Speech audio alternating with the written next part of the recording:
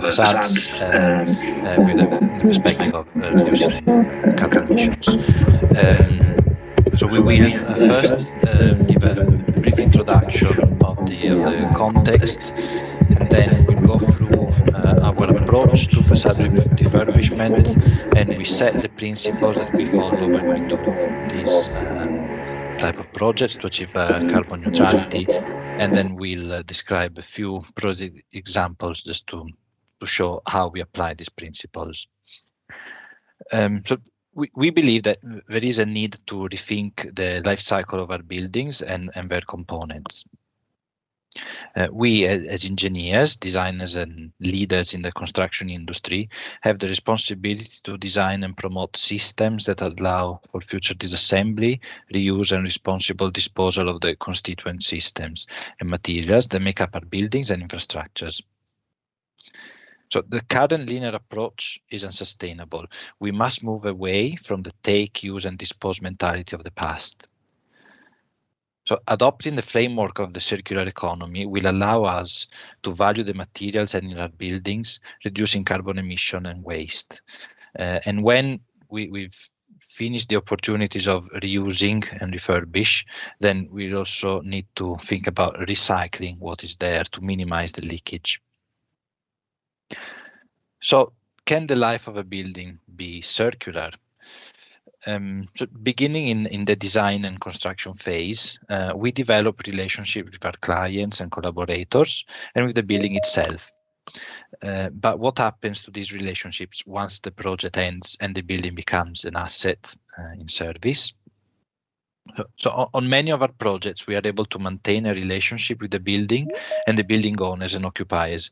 And we strongly believe that through these relationships, we can have the most favorable impact on the long-term performance, harnessing the potential of our building stock and the materials contained within them. So much of the modern building stock was built and grew up in the 70s and 80s. At the time of their construction, there was widespread change of materials and construction techniques, and this led to a vast increase in the use of aluminium and glass in building envelopes. So we will also focus on how we can try to recycle more of glass. We will see later.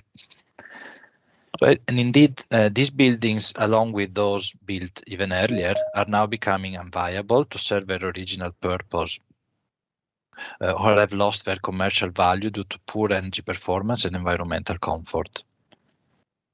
So we continue to be active with repair and replacement services to prolong an asset's life as far as practical. And this phase may extend the service of a building to allow commercial opportunities to develop and seek funding and buy-in for the next phase of a building's life. But the decision time is looming, and this is a key moment in the life of a building. At this junction, we have a range of skills to assist our clients and collaborators in studying feasibility for future use. An analysis at this moment can be undertaken to assess if a building should be demolished or if reuse might really be the most sustainable option.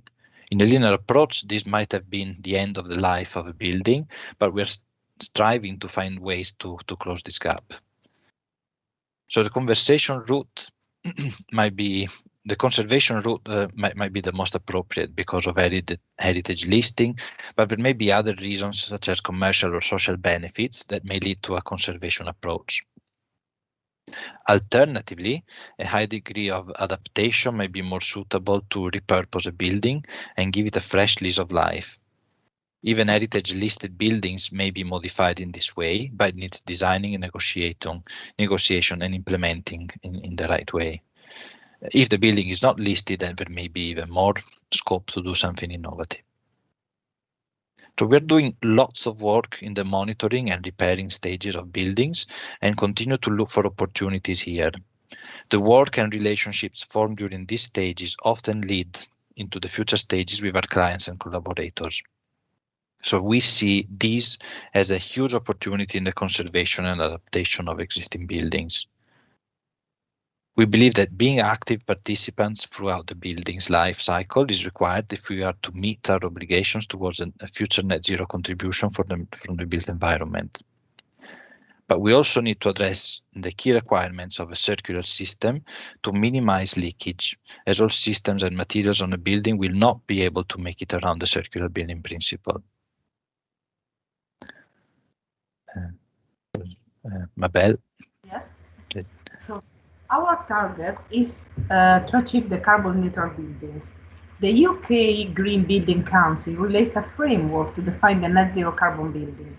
It states that a net zero carbon construction project needs to ensure that it offsets at least as much carbon as released in its operation and embodied carbon construction. Next, please. Therefore, the embodied carbon assessment is fundamental to assess the total CO2 emissions and to achieve a net zero carbon building. The embodied carbon comes from the embodied energy consumed to extract, refine, process, transport, and fabricate a material or product. It is often measured from cradle to gate, cradle to site, or cradle to grave. The embodied carbon footprint is therefore the amount of carbon to produce a material. Next, please. With the objective of reducing the embodied carbon emissions, ARC developed the Facade Embodied Carbon Calculator. The tool enables the environmental footprint evaluation of the facade materials by inserting the specific processed material and its quantity. It is focused on the material sustainability and its use at the early design stages in order to support the informed choices to reduce the emissions and contribute to the limitation of the global temperature rise. The tool can be used to compare various facade types. The tool is based on embodied carbon data, and it has been collected for different countries as UK, US, Germany, and Europe. Next, please. The main sources for the construction materials of the Facade Embodied Carbon Calculator are, among others, the ICE, so the Inventory of Carbon and Energy developed by the University of Bath, the EPA, which is more related to the United States, Athena, GABI, RER, DE, and the EPDs, which are the Environmental Product Declarations and are specific for the products, or are strictly related with the manufacturing process of a single product. Next, please. In the tool, the country-specific material data is reported at a cradle-to-gate level. So we saw that there are different methodologies, let's say, and different stages that can be considered. And in this tool, we consider these stages. This corresponds to the modules A1 to A3 in the EU-wide standards 15978 and EN 15804 on sustainability assessment of construction works. The average transportation and site wastage impacts are shown and can be incorporated into the calculation if required in the tool. So the tool is mainly focused on the production stage. Next, please. Here we have an overview of one of the sections of the tool. In order to develop the assessment, the materials quantities are inserted and the tool selects the corresponding embodied carbon per unit, the element's embodied carbon and its impact on the unit embodied carbon in terms of percentage. Next, please. The tool assesses the embodied carbon of the facade unit. The single component's embodied carbon, as we can see here, the glazing, the screen, the frame or the opaque areas, and the related percentages. The percentage information is key in order to understand which are the elements that mostly contribute to the facade embodied carbon, in order to reduce the overall CO2 emissions and to propose alternative focus on the elements that mostly contribute on the carbon emissions of the selected facade type. Next, please. Parallelly, through the facade embodied carbon calculator, we can assess a single facade type. And parallelly, we developed, based on this principle, we developed the BouT Carbon Insight platform. It is intended, this platform is intended to help guide designers in what they should be aiming to surpass for embodied carbon in the design of their projects.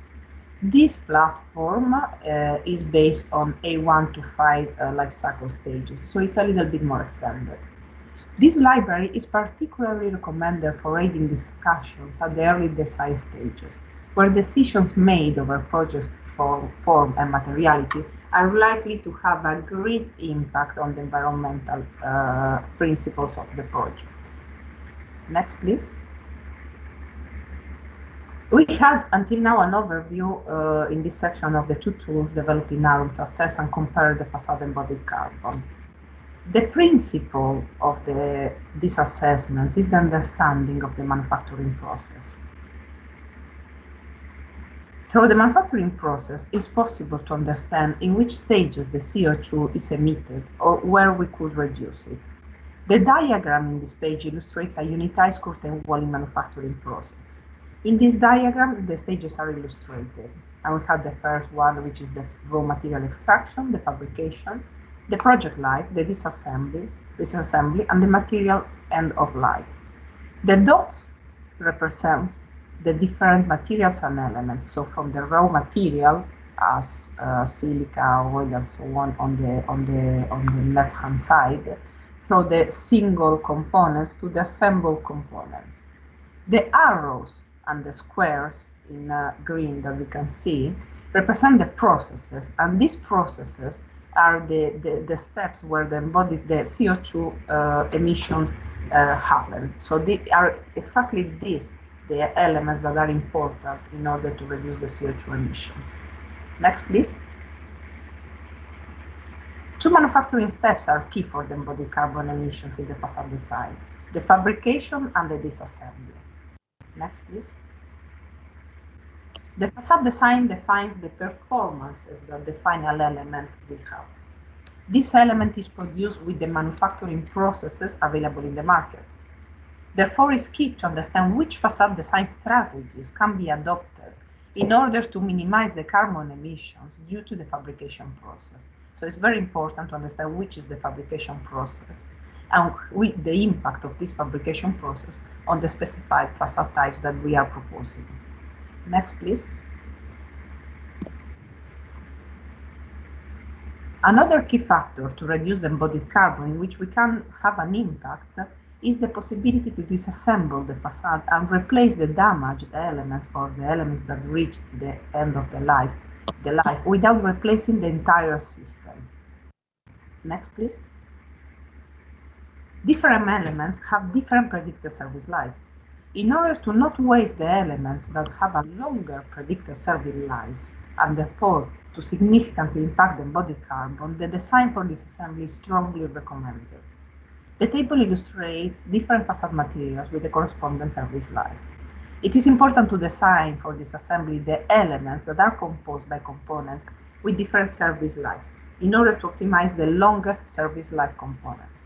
Otherwise, all the elements, even the ones composed by components that have, for instance, 60 years predicted service life, have to be replaced according with the lowest service life. So sometimes in the case is 25 service life.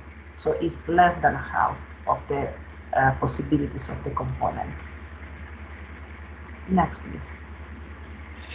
Yeah, so for whenever we have a material that or a component that we cannot reuse or repair, then recycling becomes very important. And I would just like to discuss a little bit about the research we've been doing in terms of opportunities of glass recycling.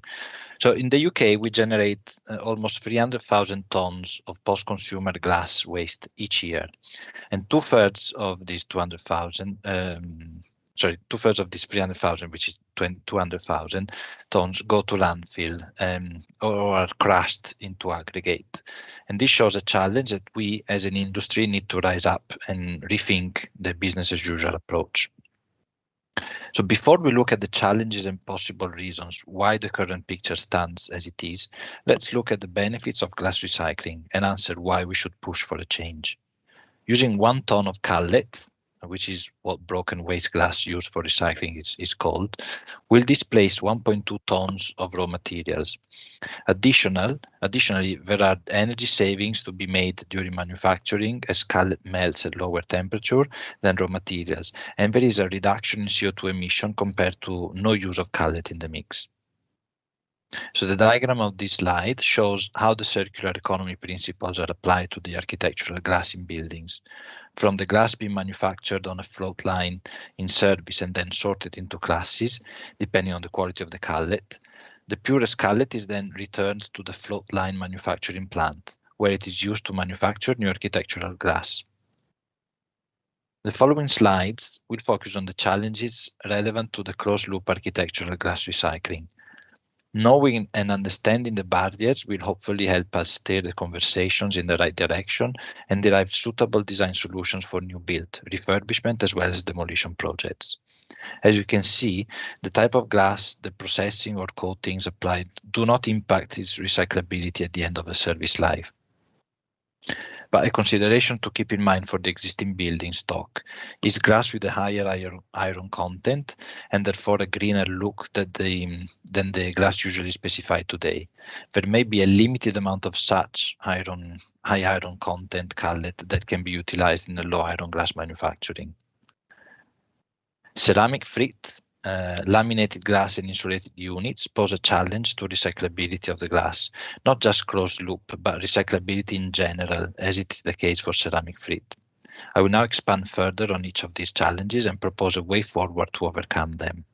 There are multiple research projects across the industry looking into this as well, and with the collaboration and sharing experiences, the industry can overcome them faster and more efficiently. So alternatives to frit can include sandblasting or acid etching for aesthetic purposes, where a milky and more opaque effect is achieved by treating the glass surface without additives. Patterns can also be imprinted into the glass by squeezing semi-molten glass between 2 metal rollers with a pattern. Or reflective coatings can be used, or silicone-based products which could be cleaned off the glass at the end of life, or could potentially be burnt in the furnace. Printing on interlayers or using colored interlayers is another alternative to fritting, but only if the next challenge is solved. So laminated glass currently provides a challenge to achieve closed-loop recycling. The composite layers need to be separated and the laminate layer removed. This is usually achieved by pulverizing and separating machinery, crushing and grinding the glass into small pieces in the process. It is very difficult to completely remove the interlayer from the glass utilizing this technique, and the outcome cullet size is not preferred by the float glass manufacturers. This means that we might need to review the current trend of laminated glazing units, which are often required to achieve the safety performance of the building facades. Alternatively, we can approach the challenge from the other side and through research and technical development find a better way to delaminate glass on demand, potentially by altering the interlayers or upgrading the delamination process. Examples of such have been developed but are not yet in wide-scale use in the UK. A company called DLAM in Melbourne, Australia, has patented a system for delaminating glass using heat, time, and steaming of paints. Also, IGUs are a challenge. So perhaps with the exceptions of PVC window frames used in residential buildings, typically the framing members that support the glazing units will have a predicted service life aligned with the building's design life, let's say 60 years. However, the glazing units will have a predicted service life of only approximately 25-30 years. So this is due to the moisture getting past the edge seals, compromising the IGU. But the inert glass panes themselves could have a much longer, possibly indefinite service life. So the glazing industry is currently exploring options and developing methodologies to move away from the traditionally hermetically sealed insulating glazing units. At Arup, we've been part of this movement, and for example, I recommend to have a look at the work done by Graham Dodd on the secant prever system. This system has the potential to manage the humidity of enclosed insulating air spaces without the constant input of energy and without the risk of condensation. Perhaps the most exciting prospect is design of facades, which can be refurbished in situ without opening the envelope of the building, either from the inside or the outside. And an example of where we use this technique is the Berkeley Hotel in London, where we have a honeycomb aluminium mesh in between glass panes. In this case, there is nothing visible through the glass because the pipe connects the outer face of the spacer and breathes through the perforations that are in the spacers and would be there anyway. So the system is ventilated through canisters of silica gel desiccant to dry incoming air sufficiently to avoid condensation. Okay, so now we will speak about three projects. So the first case study refers to Triton Square, the refurbishment of an office by Arup Architecture in London. The original building was completed in 1998, and the refurbishment is currently ongoing and almost concluded. So in this case, the principle was to reuse as much of the existing facade as possible. This means finding value in the existing elements and extend their service life by reusing them. But also, we wanted to make sure that the refurbished facade would provide opportunities for further reuse later on.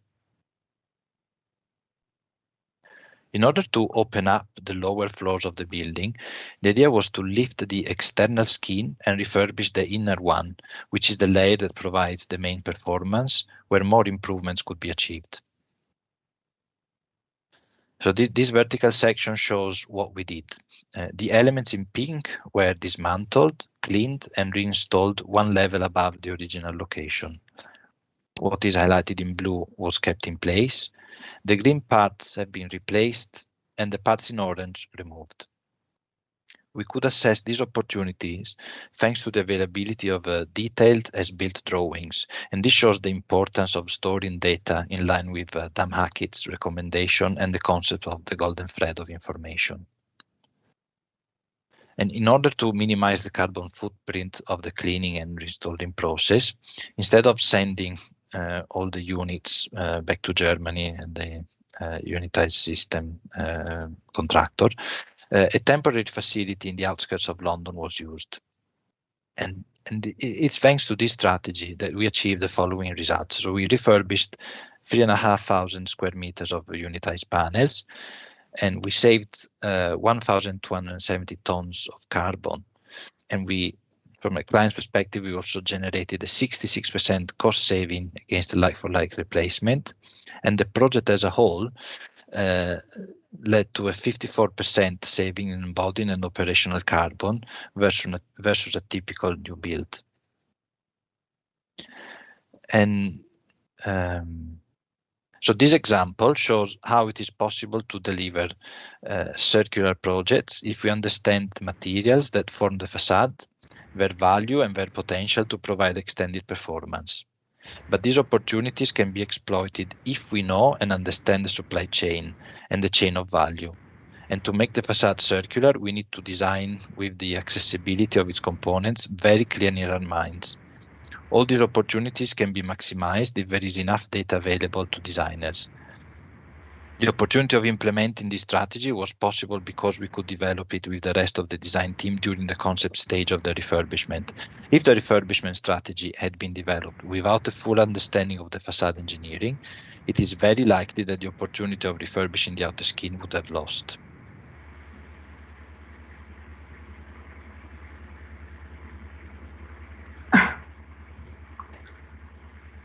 The second case study refers to a refurbishment project in London.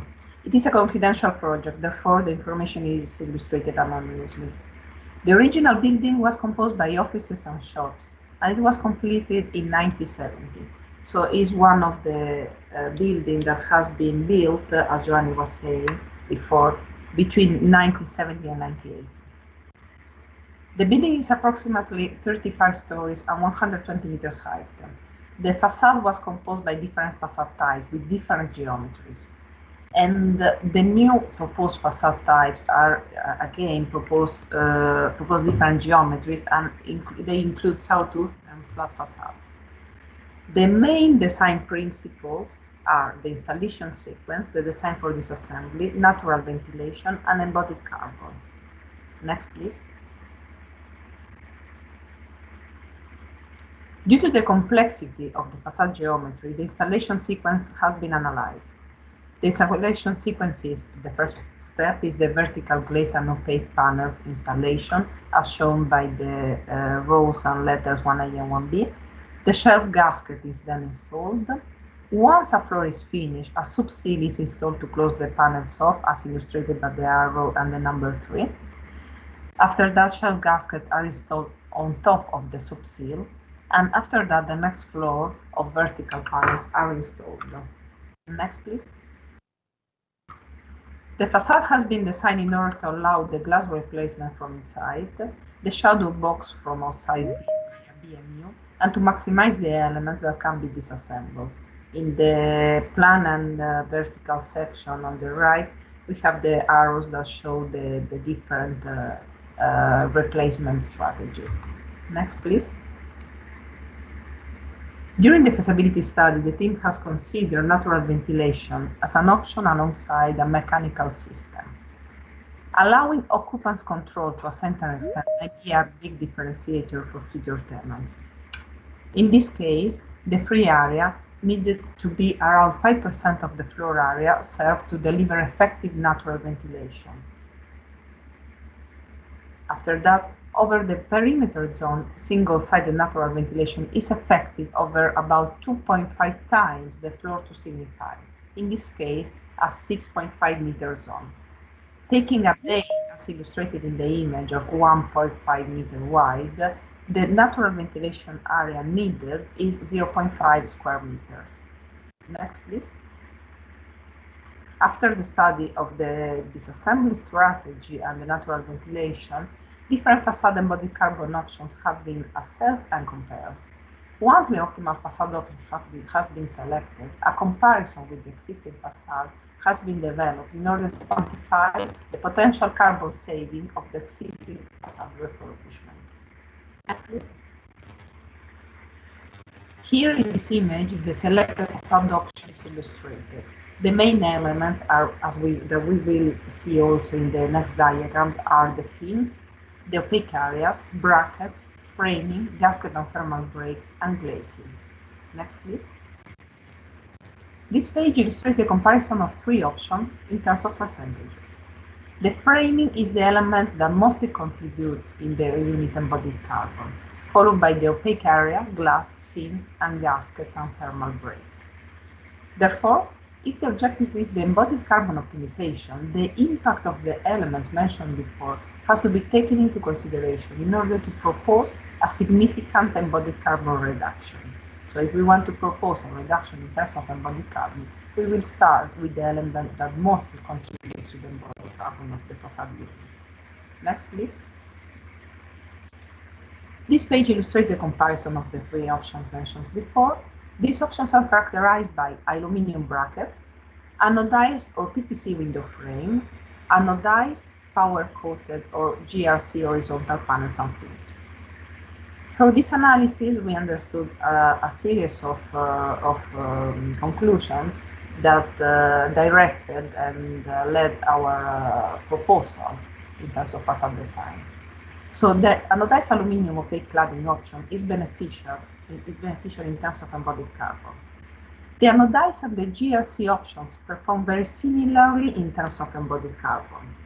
The PPC aluminum and the anodized aluminum have a similar initial embodied carbon. However, since the predicted life for the PPC is half of the anodized aluminum, the final embodied carbon per unit per year is significantly different. The fin depth has a considerable impact on the overall embodied carbon. The impact varies between 12% and 13% of the units embodied, depending on the selected materials. Next, please. The comparison between the new facade and the new selected facade and the existing facade has been then developed. The existing facade glass and aluminum embodied carbon have been assessed. The existing facade was composed by unopenable and fixed modules, and the secondary facade modules. The main and the secondary facade aluminum and glass embodied carbon is 2,653 tons of CO2 equivalent. Next, please. The new facade glass, aluminum, and mineral wool embodied carbon have been assessed.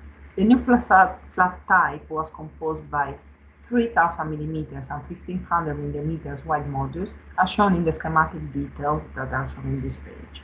The new facade embodied carbon is 4,195 tons of CO2 equivalents. Next, please.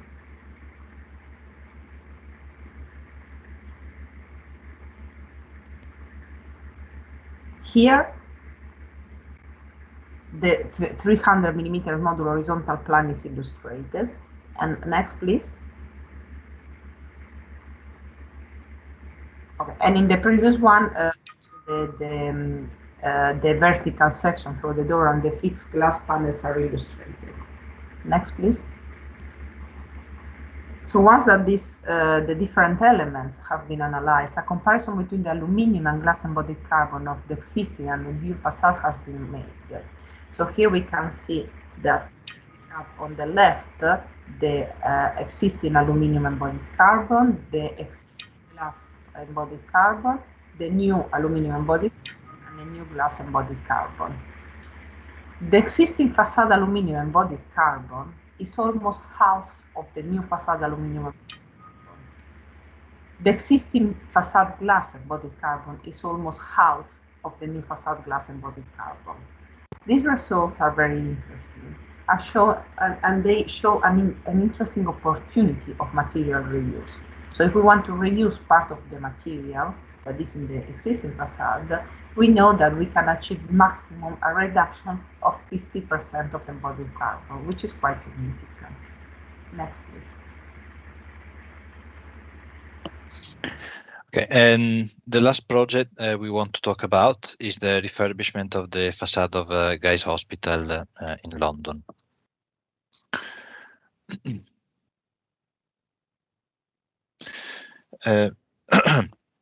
So Guy's Hospital was originally built in 1974, and at that time it was the tallest hospital in the world. It consists of two separate towers, the communication tower and the user tower.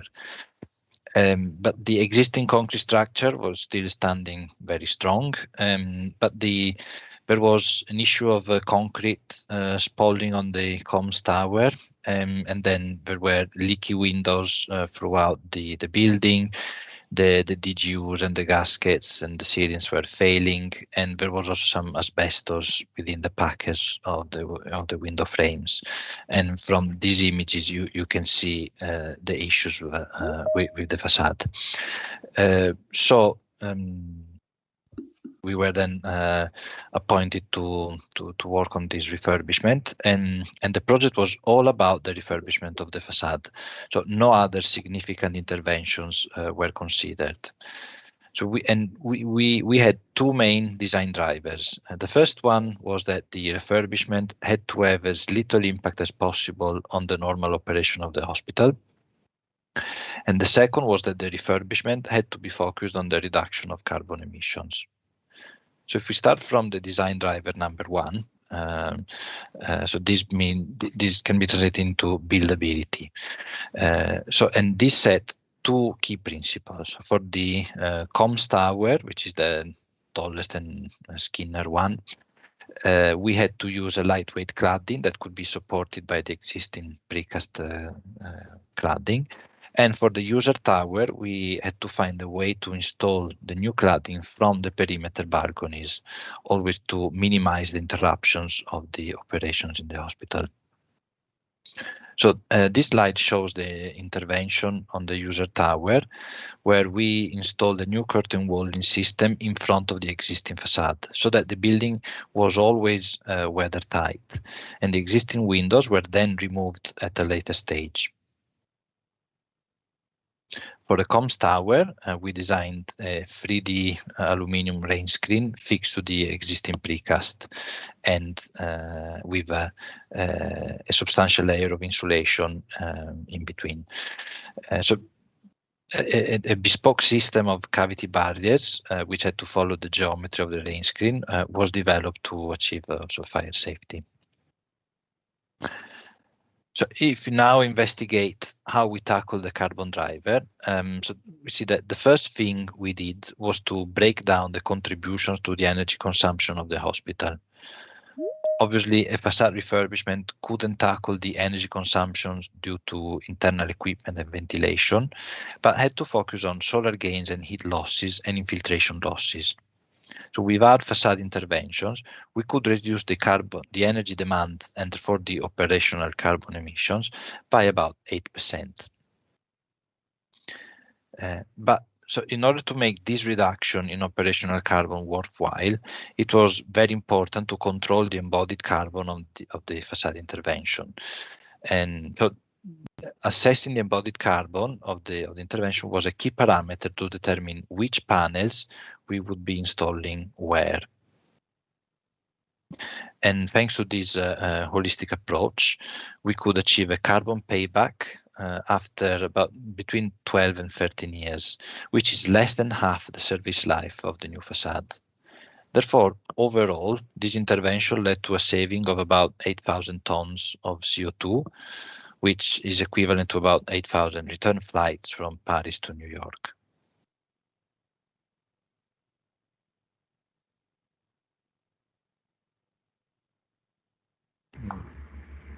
Okay. The embodied carbon is gaining increasing attention from both industry and government, where it is now recognized that the embodied carbon emissions make up a large fraction of the emissions from the construction sector. And we saw different strategies to assess both the embodied carbon and the carbon in use, and also to have an impact on embodied carbon through the facade design, the reuse, and the recycling strategies. In fact, the embodied carbon is often 20 to 50% of the whole life carbon emissions for a new building. This is already a significant proportion and will only increase as the thermal standard of new buildings will improve. Next, please. In order to reduce the carbon emissions due to the buildings, the embodied carbon and the carbon in use have to be considered jointly. A parallelism can be made with the capital or operation expenditure, where the costs in this case are the CO2 emissions. Next, please. The carbon payback, as Giovanni was illustrating before, is fundamental to assess the effectiveness of the intervention in terms of carbon emissions. This factor is key to understand to which extent we are contributing to decrease the rise of temperatures and in which timing. So this is, let's say, the main principles that we extracted through our case studies and our research. I don't know if Giovanni, you would like to add something, or we would like to pass to the question and answers. Yeah, no, I think we've done. So.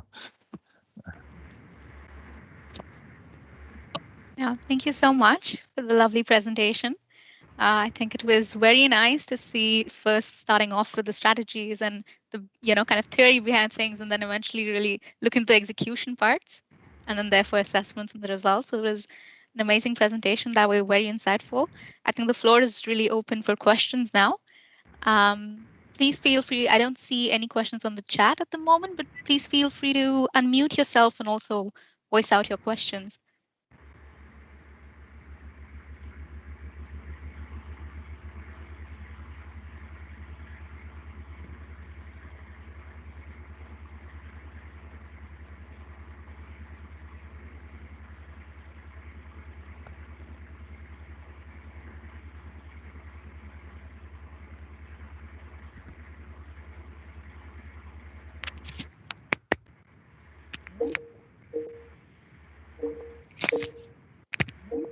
Hi, can I just go ahead and ask the question, Anaga? Yes, please. Yeah, go ahead, Neil. Thank you for a lovely presentation, Mabel and Giovanni. I have one question from you, Giovanni. You mentioned that you use strategies such as repair, replace, and refurbishment to extend the life of the facade in the same building.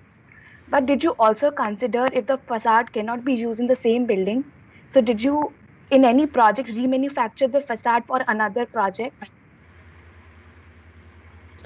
That's a very interesting point. No, we've never reused a facade for another project yet. I think this is probably one of the other principles that we try now to follow for the new buildings is to depending on the topology of the project, obviously, but a key aspect is to try to use as little bespoke elements as possible, so that you can try to do as you said, move, let's say, one facade from one building to the other. At the moment, maybe also because generally we are more involved on bespoke designs than standardized systems. We've never been involved in this kind of projects, but hopefully we will start doing that as well. Okay, thank you.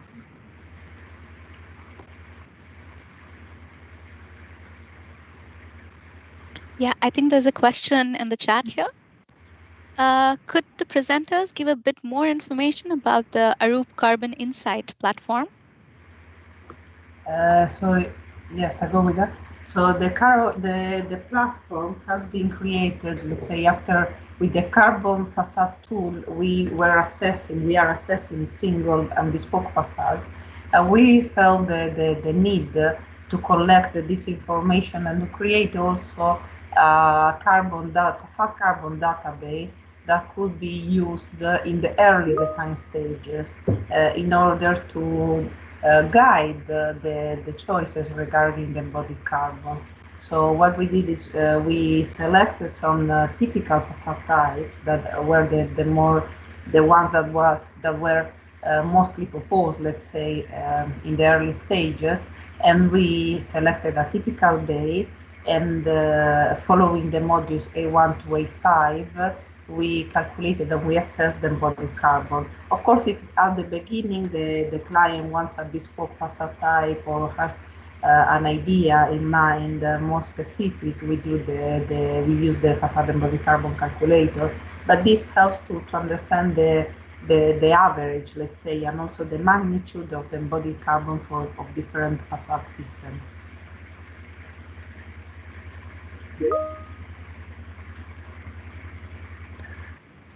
So maybe, Mabel, you can also have a look at the following. I wasn't reading that. Yeah. Okay.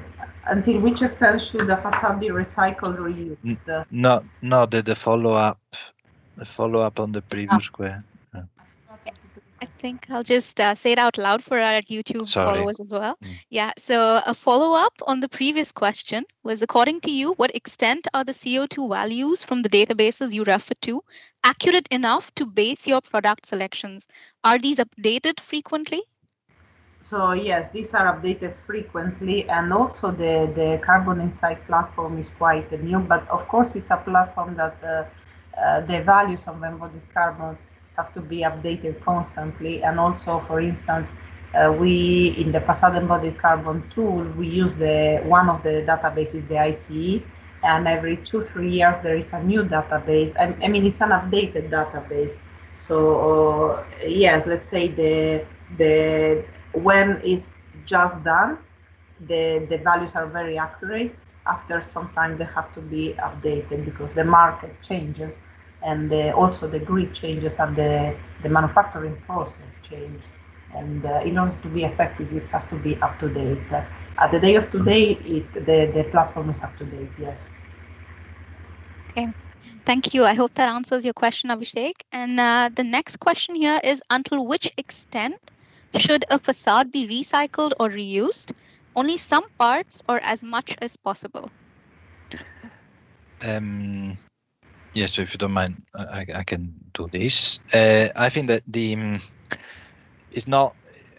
I wouldn't say that there is an answer that fits all. So it depends a lot on a project by project base, and it's not just, the thing is that it's not purely a technical issue. So we can look at this issue just from a technical point of view, but obviously there is also an economical relationship with the use of the building. So it's very important also. So we need to understand the economics of projects, to understand the business model of our clients, and therefore have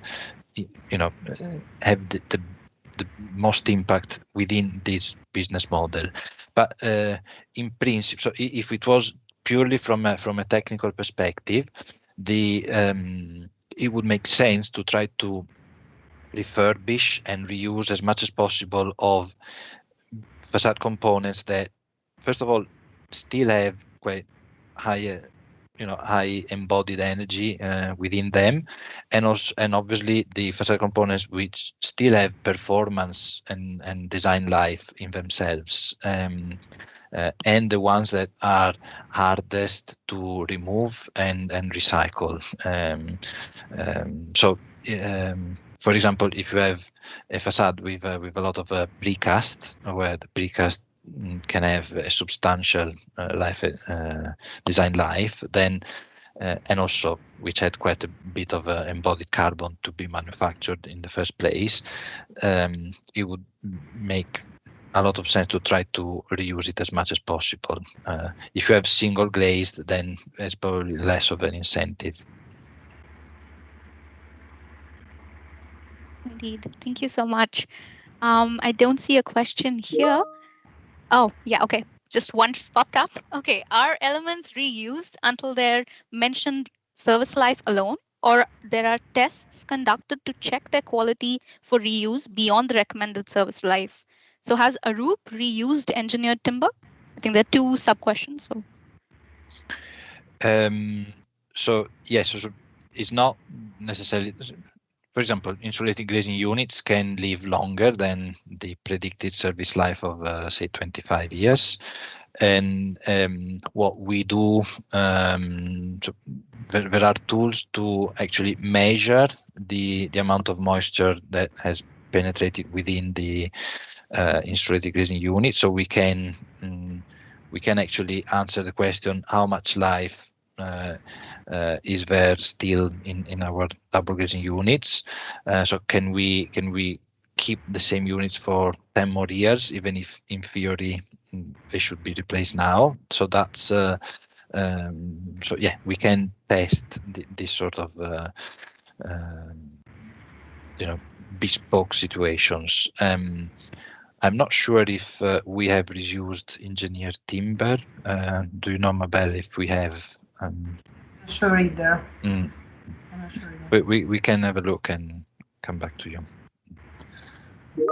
Certainly. Oh, there's another question here. The process of delaminating the structural glass for recycling with the help of heat and chemical treatments may be a costly process, resulting in the excess of production energy itself. So is it wise to recycle the laminated glass or think of alternatives where it can be reused?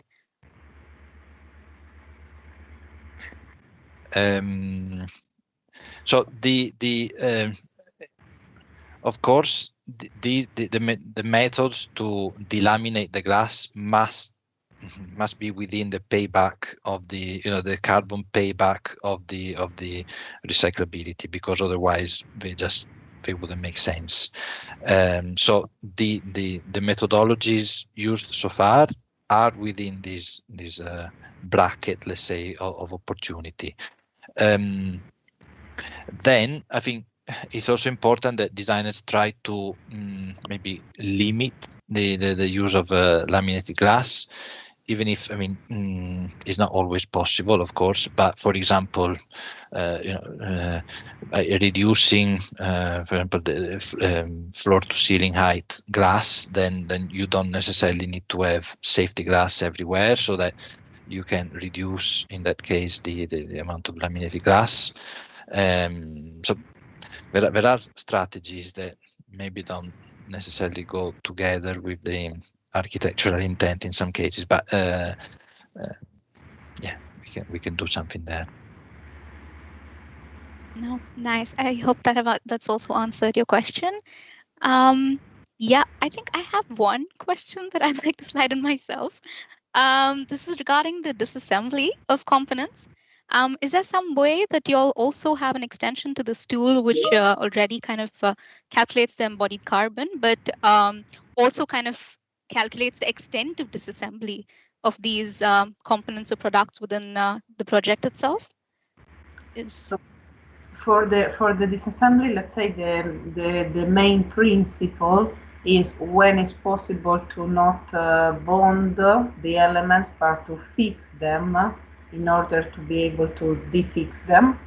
And the strategy involves from the is related to from the DGU construction, let's say, which sometimes is not possible to not bond the system because it's needed for the system by itself, but also for the replacement of the main elements. So the principle is that the easier that it is to disassemble the elements, the more probable is that they will be disassembled.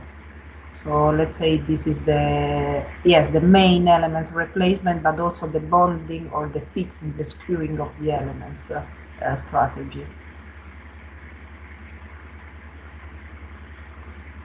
No, clear. So you're implying that maybe it is because of these connections that it kind of suggests to what extent it's disassemblable in that sense?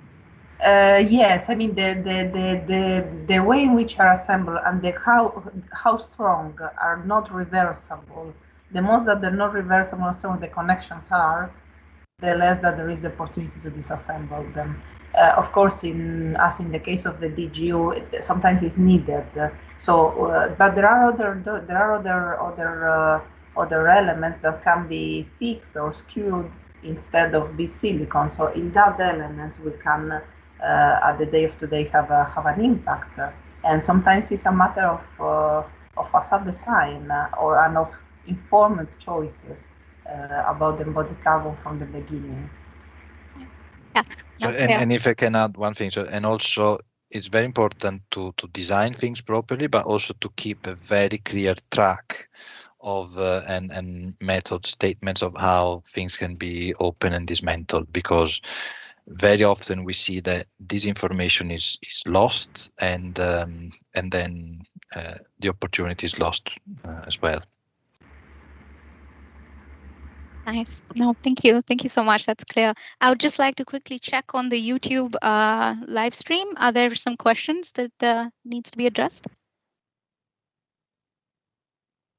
Okay. That's good, because we're in time, I think, for our short break before we get into the next session. So maybe you all can grab some coffee or a snack, and we'll see you at 2:15. But before that, I would really like to thank you, Giovanni and Mabel, to join us and share with us your insightful experience and projects with us, and giving us that practical overview of what we study here. So yeah, thank you so much for joining us and for your contribution. Thank you. Thank you.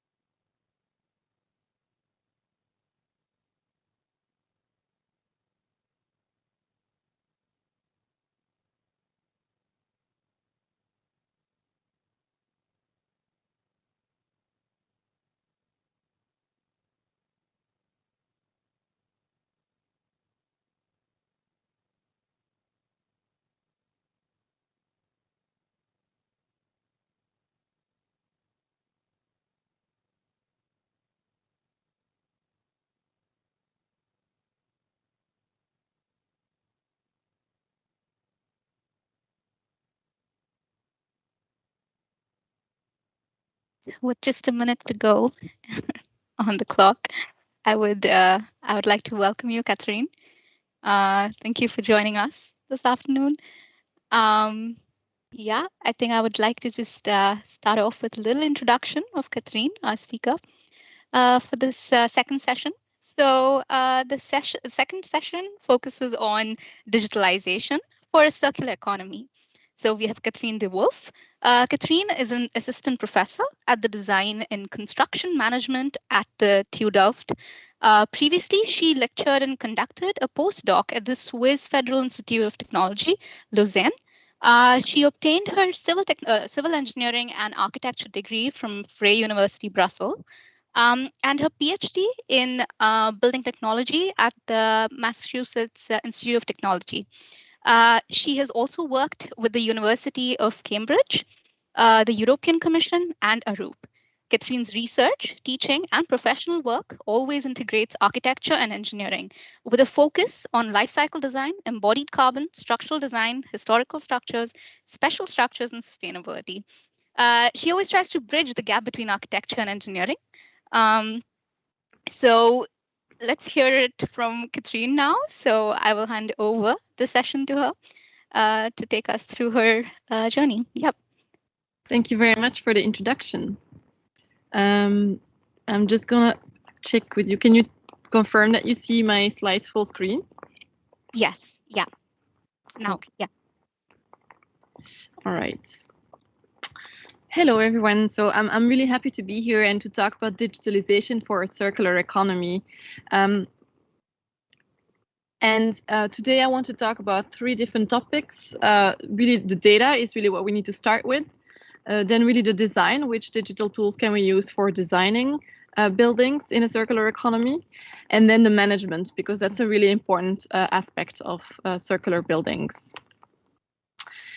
So I want to start with a project that I really care about, a project that I worked on, which is the Centre Pompidou in Paris. So I have the chance within my academic career to work a lot with practice. I worked at Arup before as well. And this project was when I worked at Elliott, a French design firm. And they were renovating this facade. So you see here those escalators and the hallways have this beautifully bent glass around it. And it needs to be renovated due to changing norms in France and so on. And so they were about to throw away this glass. And then we went on a mission to find a new home for this glass. And we really needed to work together with the architects, environmental engineers, and this is often the case when we talk about circular construction. And so we had thousands of pieces of glass that was becoming available, and we needed to find a place in which this glass could be housed again. And so really what we need to do here is making the form fit the availability of this glass. And that's what we did in this project from Maximum, also a French design firm. That's a smaller firm that does a lot of design with industrial waste. And they had architectural projects where they needed partitioning walls, as you can see here in the sketch. So from this bent glass, they made bent walls, as you can see here in the early sketches. And here is a video that I want to share with you. You see here the deconstruction of the facade of the Centre Pompidou that was done in 2020. So you see here they have to carefully disassemble everything. This was done by Verre Metal, and then carefully put those glasses back in boxes so that we can transport them back to the workshop at Maximum, which is right outside of Paris, and which is what you see here on these images. And you can see those workers doing all of the work of renovating these glasses. So you see they scrape it and they clean it and they polish it so that it really looks brand new again. So this glass is about 43 years old, and with this processing of the glass, they can make it look like it's new, and it can just last another 40 years in the new projects. Of course, they needed also a new structure to carry the glass, so they also use industrial waste. So this is steel that you can see here on those images. This is steel that was reused from an industrial processing of steel, where sometimes the thickness of the plates that they produce is slightly too thick or too thin, and so they throw it away. And so they use those steel elements to make those bent structures where the glass could fit on, as you can see here.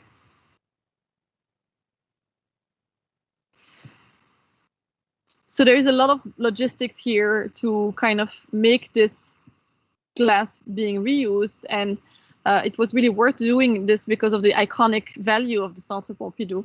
But in a way, this project made me think about how can we automate all of these processes? How could we have found a new home for this glass more easily? Because in the way we did it was just trying to reach out to our contacts and see who else wanted to use the glass, and this was very time consuming. So after that, I focused my research on automating the reuse of building materials. And why is this so important to me that we don't just throw away this glass? Well, first of all, as actors of the construction sector, we have a huge role to play in the climate emergency crisis. Buildings emit about 39% of all of our greenhouse gases. But not only that, we also deplete a lot of our resources. Sand and gravel, for example, are mined on a huge scale around the world just because desert sand is actually too fine for most of the construction. And UNEP estimated that we mine about 40 billion tons of sand each year. We're also responsible for a lot of demolition and construction waste. And here you see the Kingdom in Seattle that was demolished only 26 years after its construction. So in Europe, construction and demolition waste accounts for 30% of all of our solid waste. So there is a lot of things we can improve in the building sector. And what's wrong really with our building sector today? Well, we construct in a linear way. We extract materials, we produce them, and then we use them. And after we use them, we dispose of them. That's very linear. What we need is a circular economy, a paradigm shift towards a circular economy where we reduce extraction, we repair what we use, we reuse the building elements, or we recycle them. I want to just focus your attention on the difference between reusing and recycling. When we reuse something, we reuse the element as it is, for example, a steel beam and so on, and all of the energy that has been put into shaping this beam is saved, whereas when we recycle, we come back to the raw materials. So sometimes this costs more energy than reusing. So my research really focuses on reusing building materials. And I got interested in this a long time ago when I worked in Venezuela with my friend Ana Vargas, who created an NGO called Trazando Espacios Públicos. And you see here a project that we built with this NGO, a school park. So she built schools and school parks with the children of the schools, reusing any materials that they can find. So this is often waste materials, like you saw here, those tires, those wooden pallets, those cans from restaurants that we receive. And with those waste materials, we rebuilt the school parks with the children themselves. So this is a participatory construction site where we teach the children how to revalorize waste materials. And this really shows that we can do a lot of beautiful things with waste materials. And you see here we built those fun games with the children, with the tire bridges and with the cans, with the wooden pallets here that you see here. So I think there's a lot of things that we can learn from this project, but a lot of the times when I talk about this, then people are saying, well, this is maybe good in developing countries where raw materials are maybe too expensive due to the situation, for example, in Venezuela with the inflation, but we wouldn't build this here in Europe. But actually, there are a lot of projects that show us that we can do this also here in Europe. And this is the Council of the European Union in Brussels. And on the left of this image, you see that they reused window frames from the 28 different member states of the EU to showcase that we can reuse building elements also in new buildings. And it looks really beautiful. So let's start with the first part of this talk, the data. How do we mine data? How do we see how much materials are in tall buildings, in stadiums or other buildings, or even entire cities? And during my PhD at MIT, I developed a database called DECO, Database of Embodied Quantity Outputs, where I collected the global warming potential. So this is the embodied carbon of buildings in kilograms of CO2 equivalent per square meter. And lots of previous benchmarking efforts tried to do this by collecting only the end results.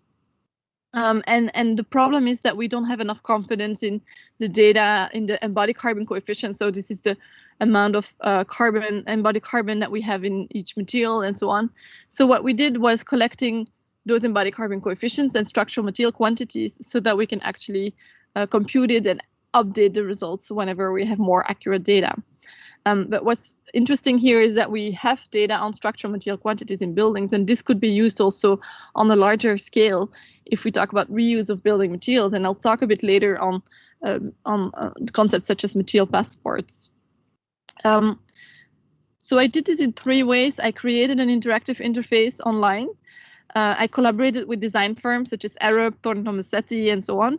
And then I collected data on over 500 of their projects. And here you see the interactive interface that I made. So you can look at different things, such as different regions, different number of stories, different structural material types. And here I'm drawing a graph for global warming potential. So the kilograms of CO2 equivalents per square meter of the different buildings that are in the database. So you see the number of buildings that match your search. And here you can see, for example, how many residential buildings are in these categories.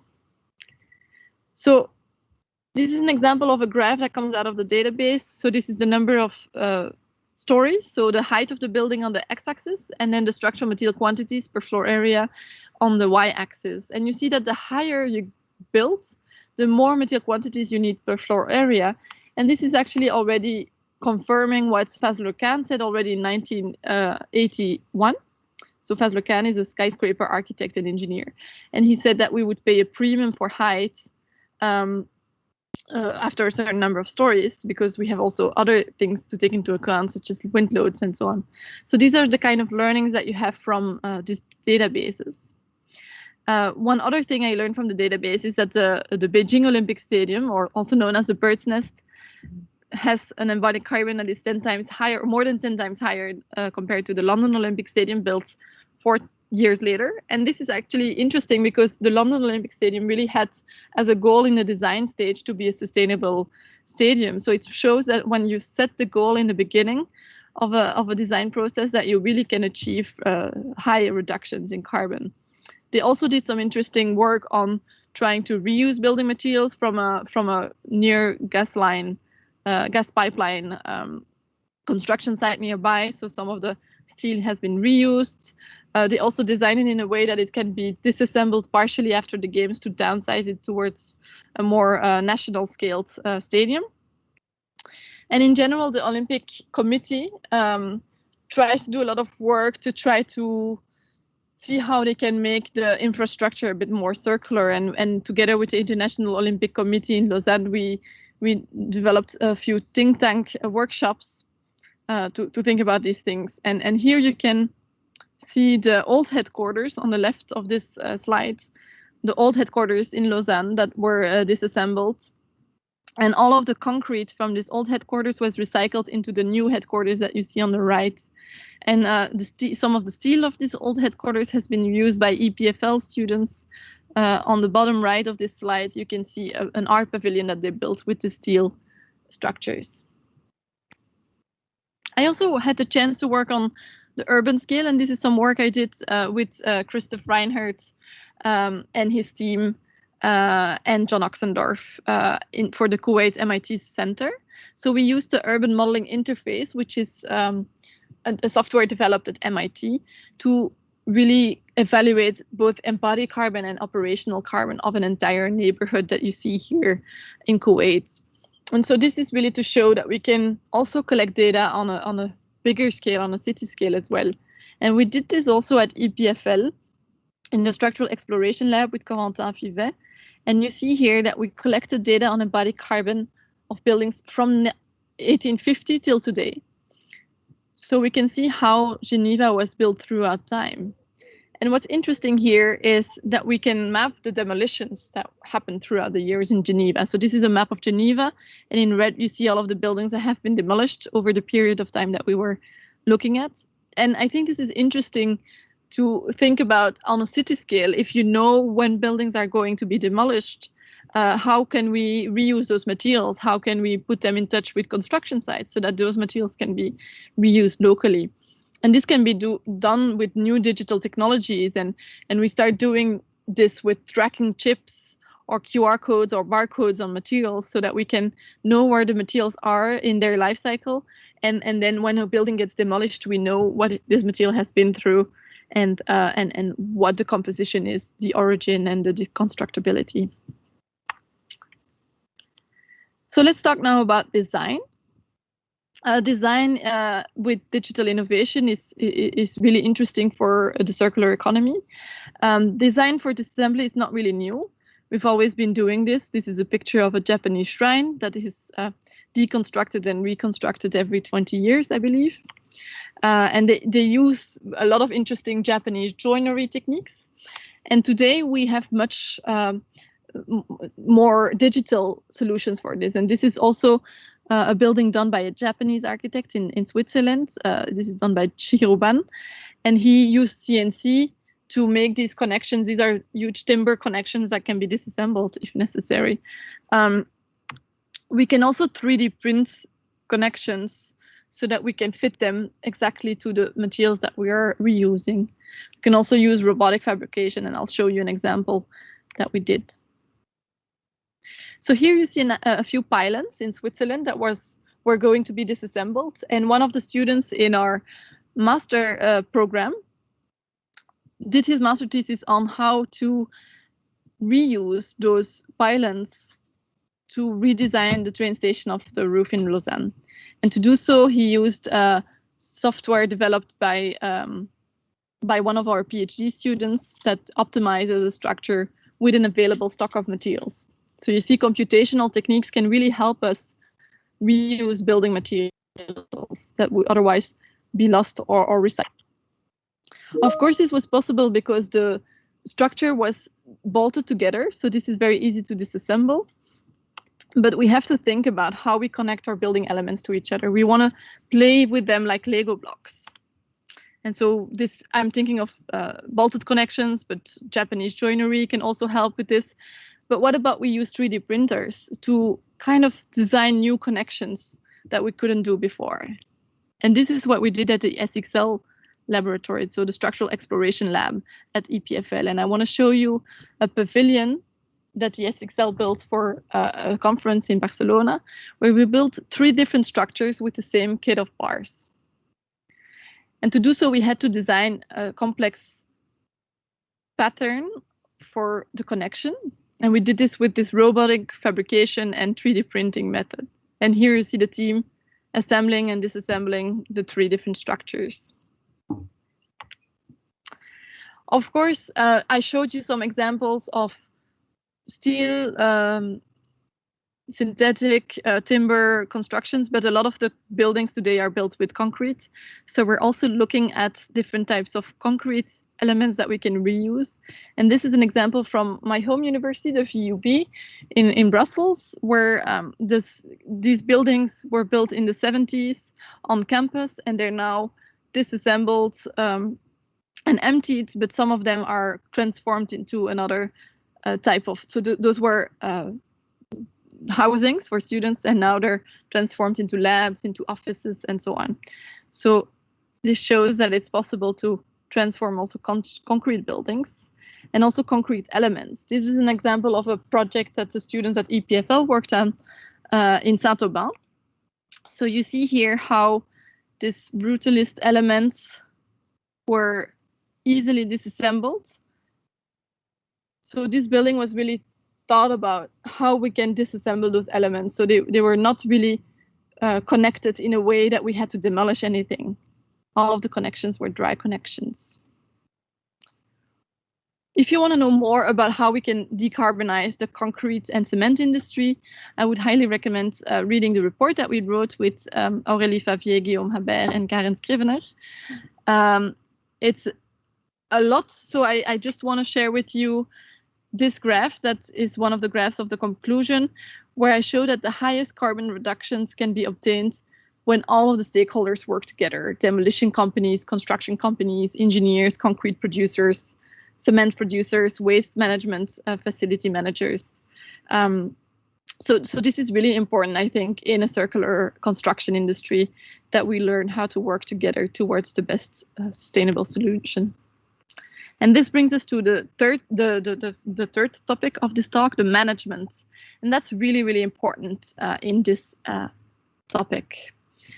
Of course, it's not new. We've always been reusing building materials. When we talk about reuse, think about the Colosseum in Rome. We found bricks from the Colosseum, stones from the Colosseum in different buildings in Rome, in palaces, in churches, in hospitals. So we've always reused building materials. However, about 100 years ago, we started doing that. We started more demolishing buildings. And this is because the land price was higher and higher, and we needed to quickly demolish something so that we could make place for the new building.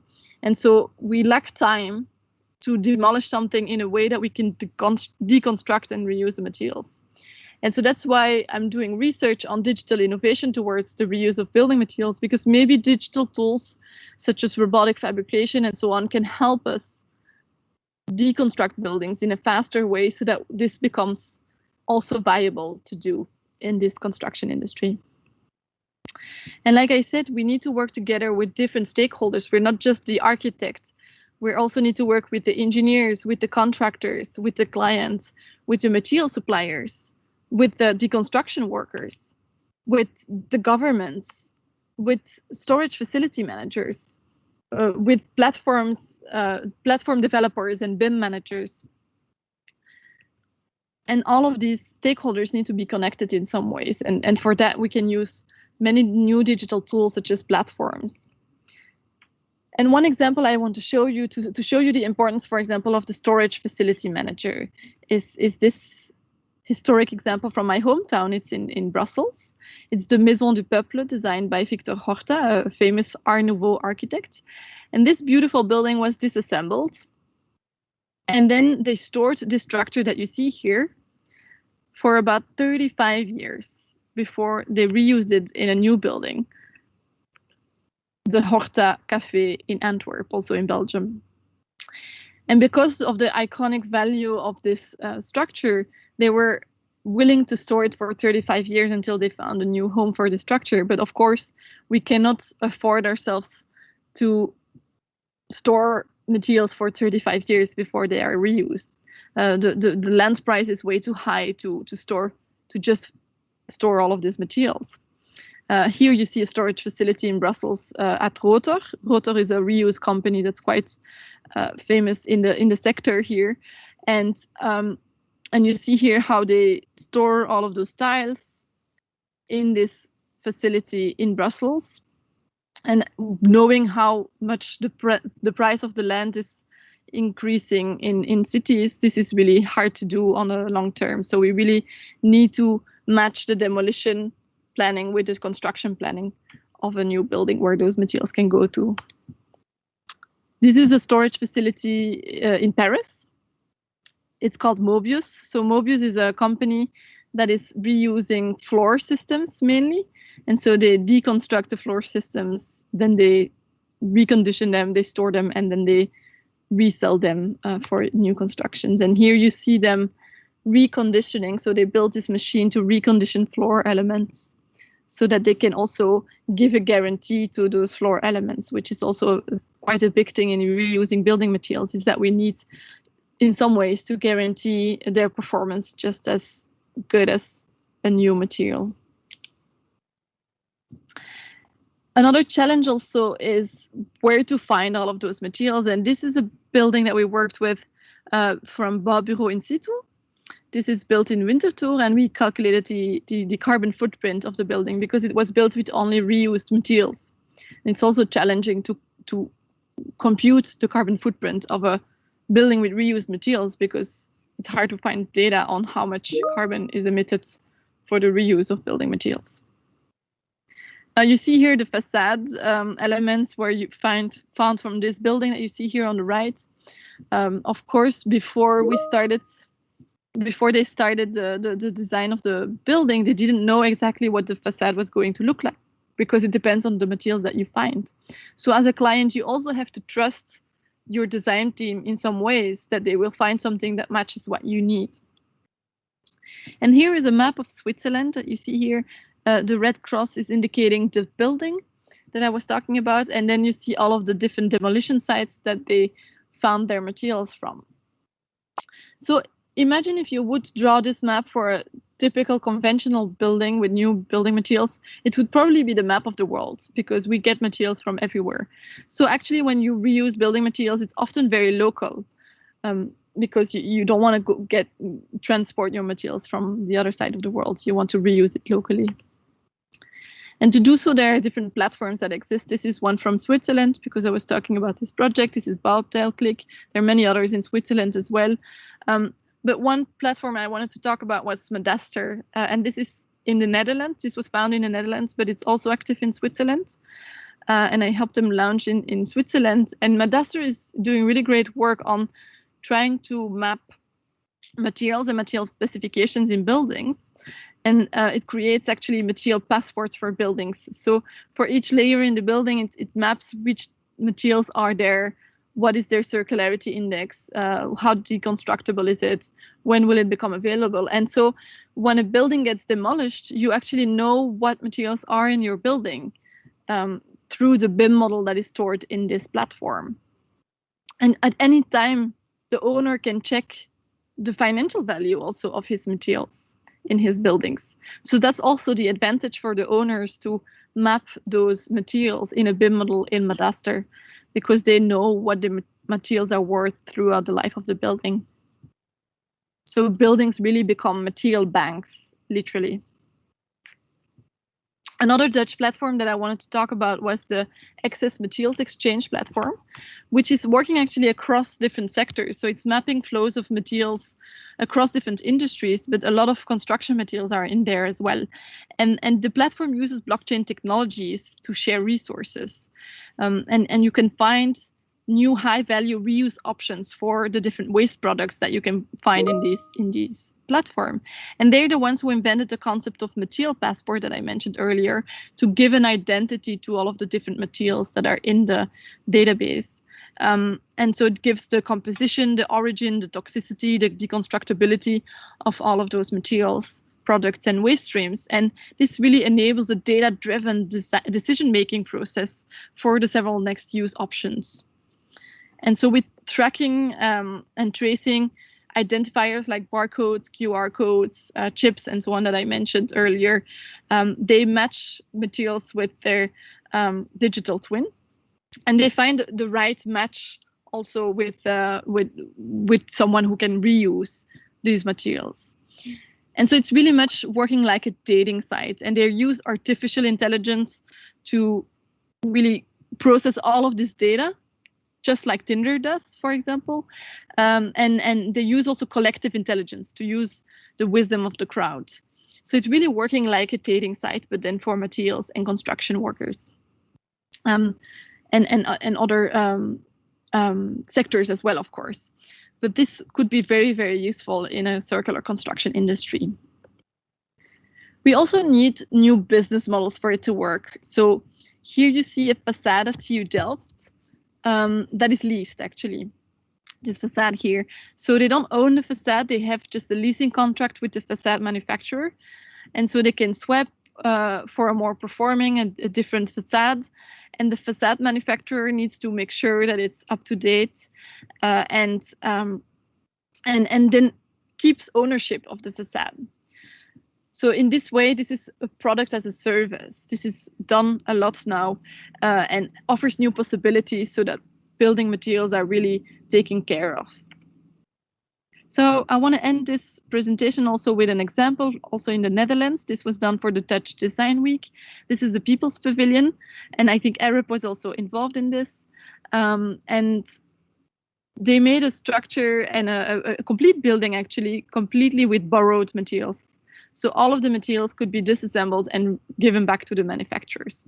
So you see here some of those recycled facade elements, but I want to talk about this structure here, this timber structure, this beautiful timber structure that was just strapped together. So you can just unstrap it and give it back to the timber manufacturer.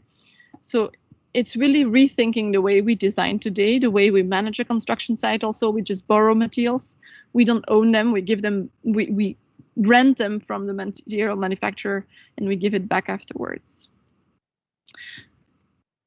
So to conclude, we saw a little bit about data collection and data processing, about design and about management towards a circular built environment, and which digital innovations we can use to do so.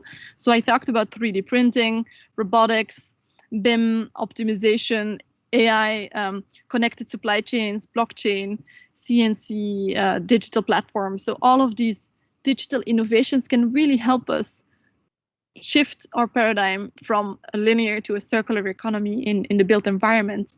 And it's really important that we do so. And I want you to think about all of those digital innovations that could help us further. And that could help us not only reuse the glass of the Centre Pompidou because it's iconic, but really reuse materials of all buildings worldwide. Thank you very much. Thank you. I think it was a very inspiring and insightful presentation with a lot of nuances of what the need of the hour is, especially in the circular transition. We have the chat here filled with questions. So with no more delay, I think I would like to address them. The very first one is from Christopher. I think he's asking, which French company did you work for on the Centre Pompidou? You also talked about an industrial waste material company in France. So I think there are two questions. Right. Okay, so I was working for Elliott. Elliott is known for their low carbon constructions. And the industrial waste company that I mentioned, that was they were called Maximum. And I think if you Google them, it's hard to find with such a name because Maximum means a lot of things. So I think you need to Google Maximum Paris. And maybe you can put reuse in it to find them. And they're a young company, they're young designers, and that are really innovative. And I would recommend you to follow them on Instagram or something like this because they are doing a lot of interesting stuff. They worked a lot on furniture first, and now they're kind of extrapolating to architecture. Nice, thank you. I think the next question is from Namrata. She asks, can you please mention the name of the project with the 3D printed joints? Can the size of the joints be increased to accommodate larger loads and members for the complicated structure? I think you're mentioning the SXL pavilion. So this is the pavilion that we constructed for the IASS. This is a conference for the International Association of Spatial and Shell Structures. And the SXL is a structural exploration lab at EPFL. So if you look them up at sxl.epfl.ch, you will find the people who worked on the design of this pavilion, and they were doing the 3D printing and the robotic manufacturing of these connections. And this is really a case-by-case design, right? This was really designed for these 3 different structures that we assembled and disassembled, but it can really be done for any type of structure. And so every time you do this, you have to check, of course, the structural qualities of the material that you use, of the elements that you put together, and so on. So this is really something that depends on the project. Here it was a quite lightweight structure. Yeah. Great. I think, I think it's clear from Namrata. Thank you. I think then the next question is from Abhishek. He says, he's curious to know, what is your perspective on how can you evaluate the added CO2 emissions of data storage, digital methods or technology deployed with the purpose of reducing CO2 emissions? Basically extraction of rare metals and sensors, energy consumption by servers, etc.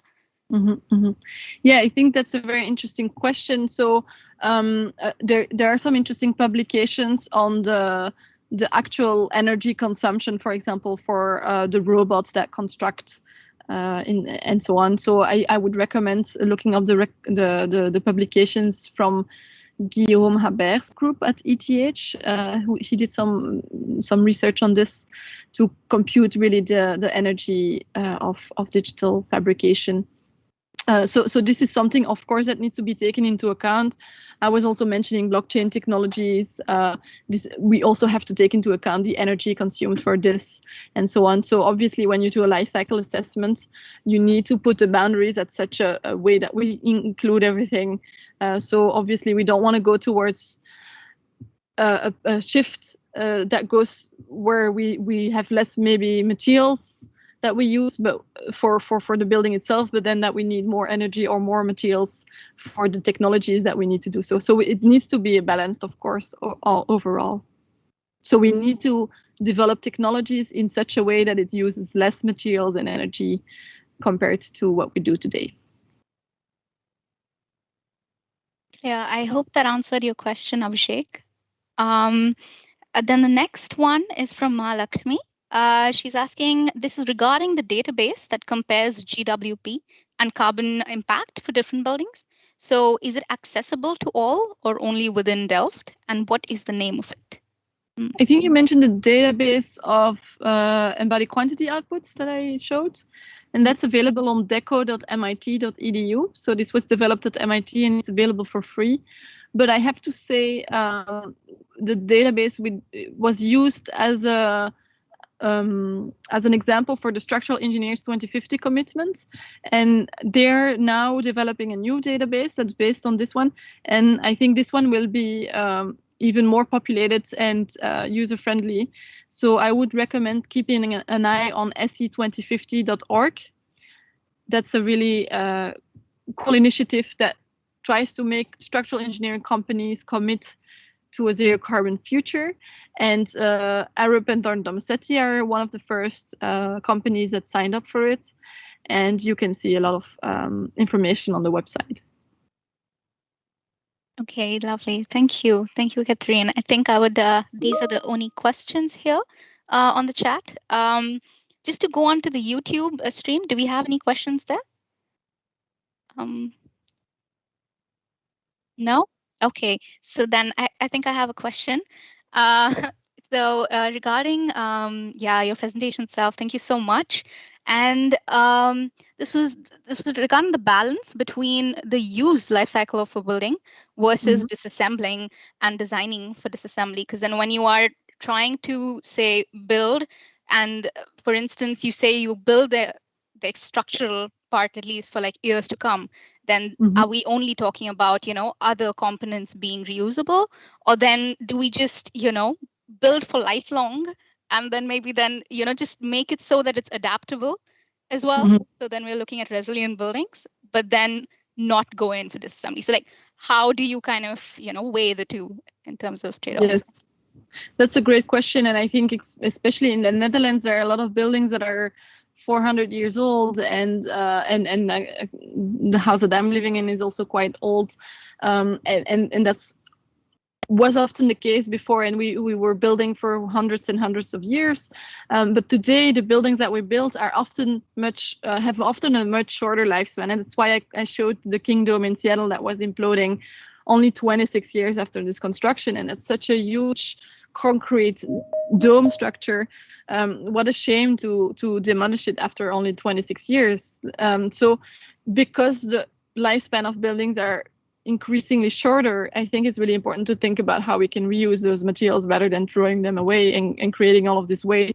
But obviously, the first thing to do is trying to extend the life cycle of the buildings, use them as long as possible when we talk about a circular economy. And that's why, of course, we need to build qualitative buildings that we don't need to demolish. But often buildings are not demolished because they're not structurally viable anymore, but they're often demolished because there is a new owner and he wants to build something new.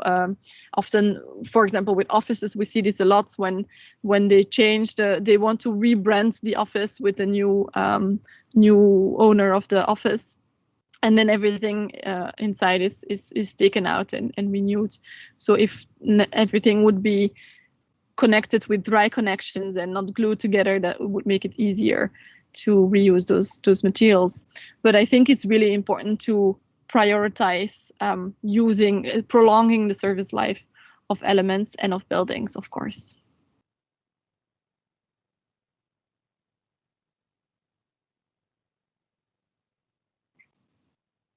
Sorry. Yeah. Thank you. Thank you so much. I think that was a very clear answer in that sense. I think we're still left with some time for questions. If there are any last questions from the audience, this is your time.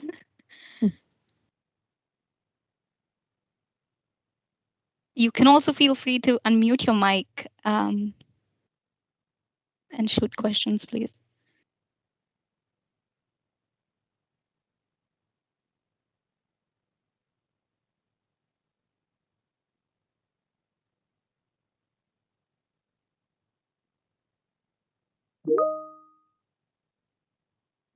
Okay, I think there is. Yeah, I think this is one question from Anurag. He says, was the reused glass in Pompidou double curved or cold bent? You can find much more information about the glass of the Centre Pompidou in a publication that was published by Pavillon de l'Arsenal, which you can also find on my website. That explains a lot about the glass of the Centre Pompidou. It was published in 2017 because they were already doing studies on how to reuse it. So, so the specifications of the glass are all explained in there. Thank you. And I think the last question from Mohammed is, will the slides be shared? Yeah, I think for you, Mohammed, the slides won't be really shared, but there is a YouTube live stream going on. So that's going to be, of course, recorded in YouTube for you to view. So yeah, that's your frame of reference in that sense. Yeah. So I think if there are no burning questions coming up, then I think I would like to take the time to really thank you, Catherine, for being here. And yeah. Thank you for having me.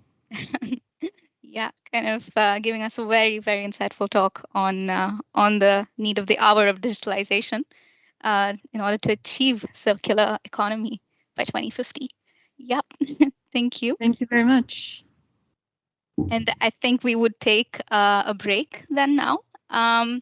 And meet y'all back again by 3:15. Yeah. Okay, great.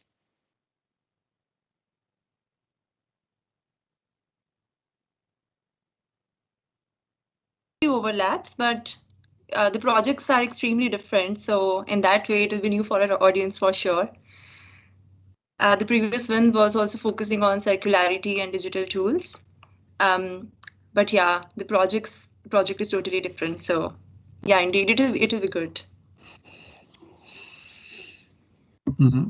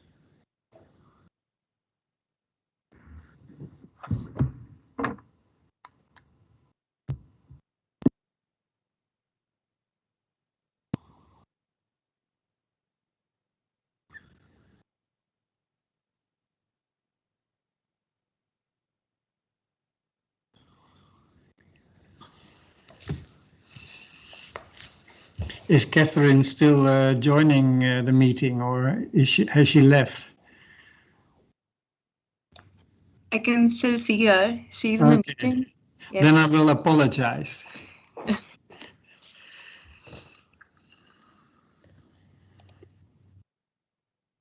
Maybe she has gone for a break. Yeah.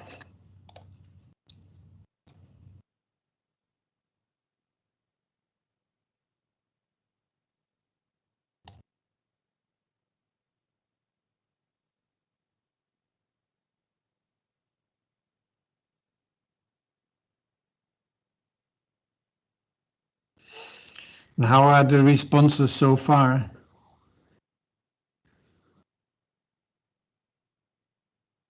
Well, it's quite good. Yeah, we have people from different parts of the world, so yeah, it's going well as per our expectation. We also have the event live streaming on YouTube, so we have a few people joining us from there. So overall, it's going well, I should say. Okay.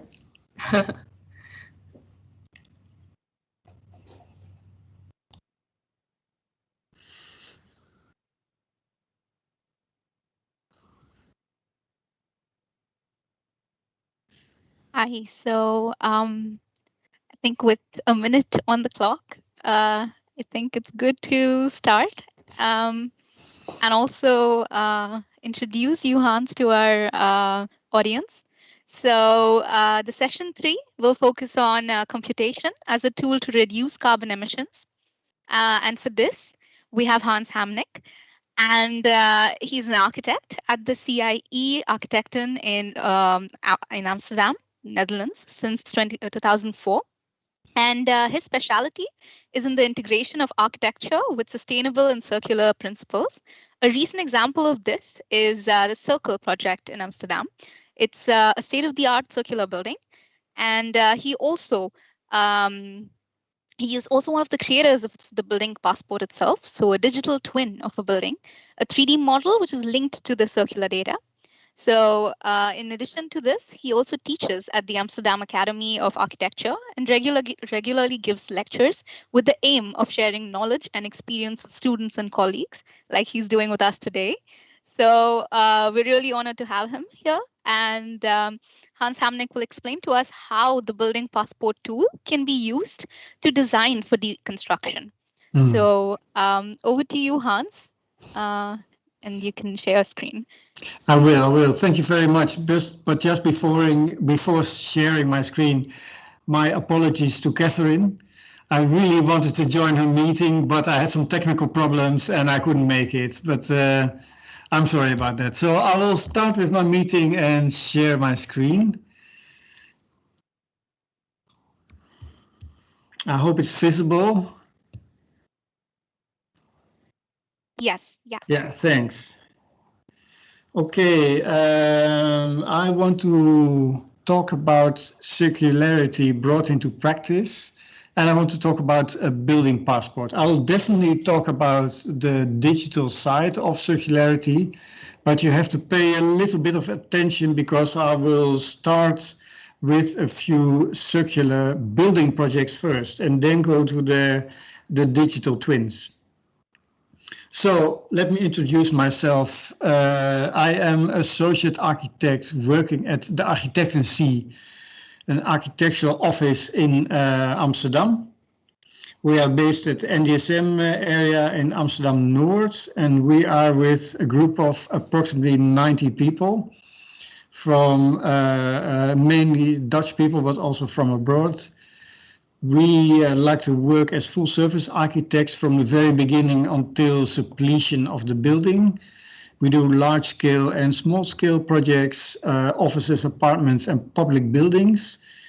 Some projects are large and very complicated, like for instance the parliament buildings in The Hague. That's a project that we're doing at the moment. And there are also some extreme sustainable projects or circular projects, and they tend to be quite a bit smaller because generally they are still pioneering or pilot projects.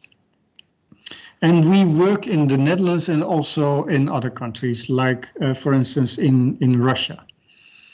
Hans, sorry, could you share your screen, your PDF on the full screen?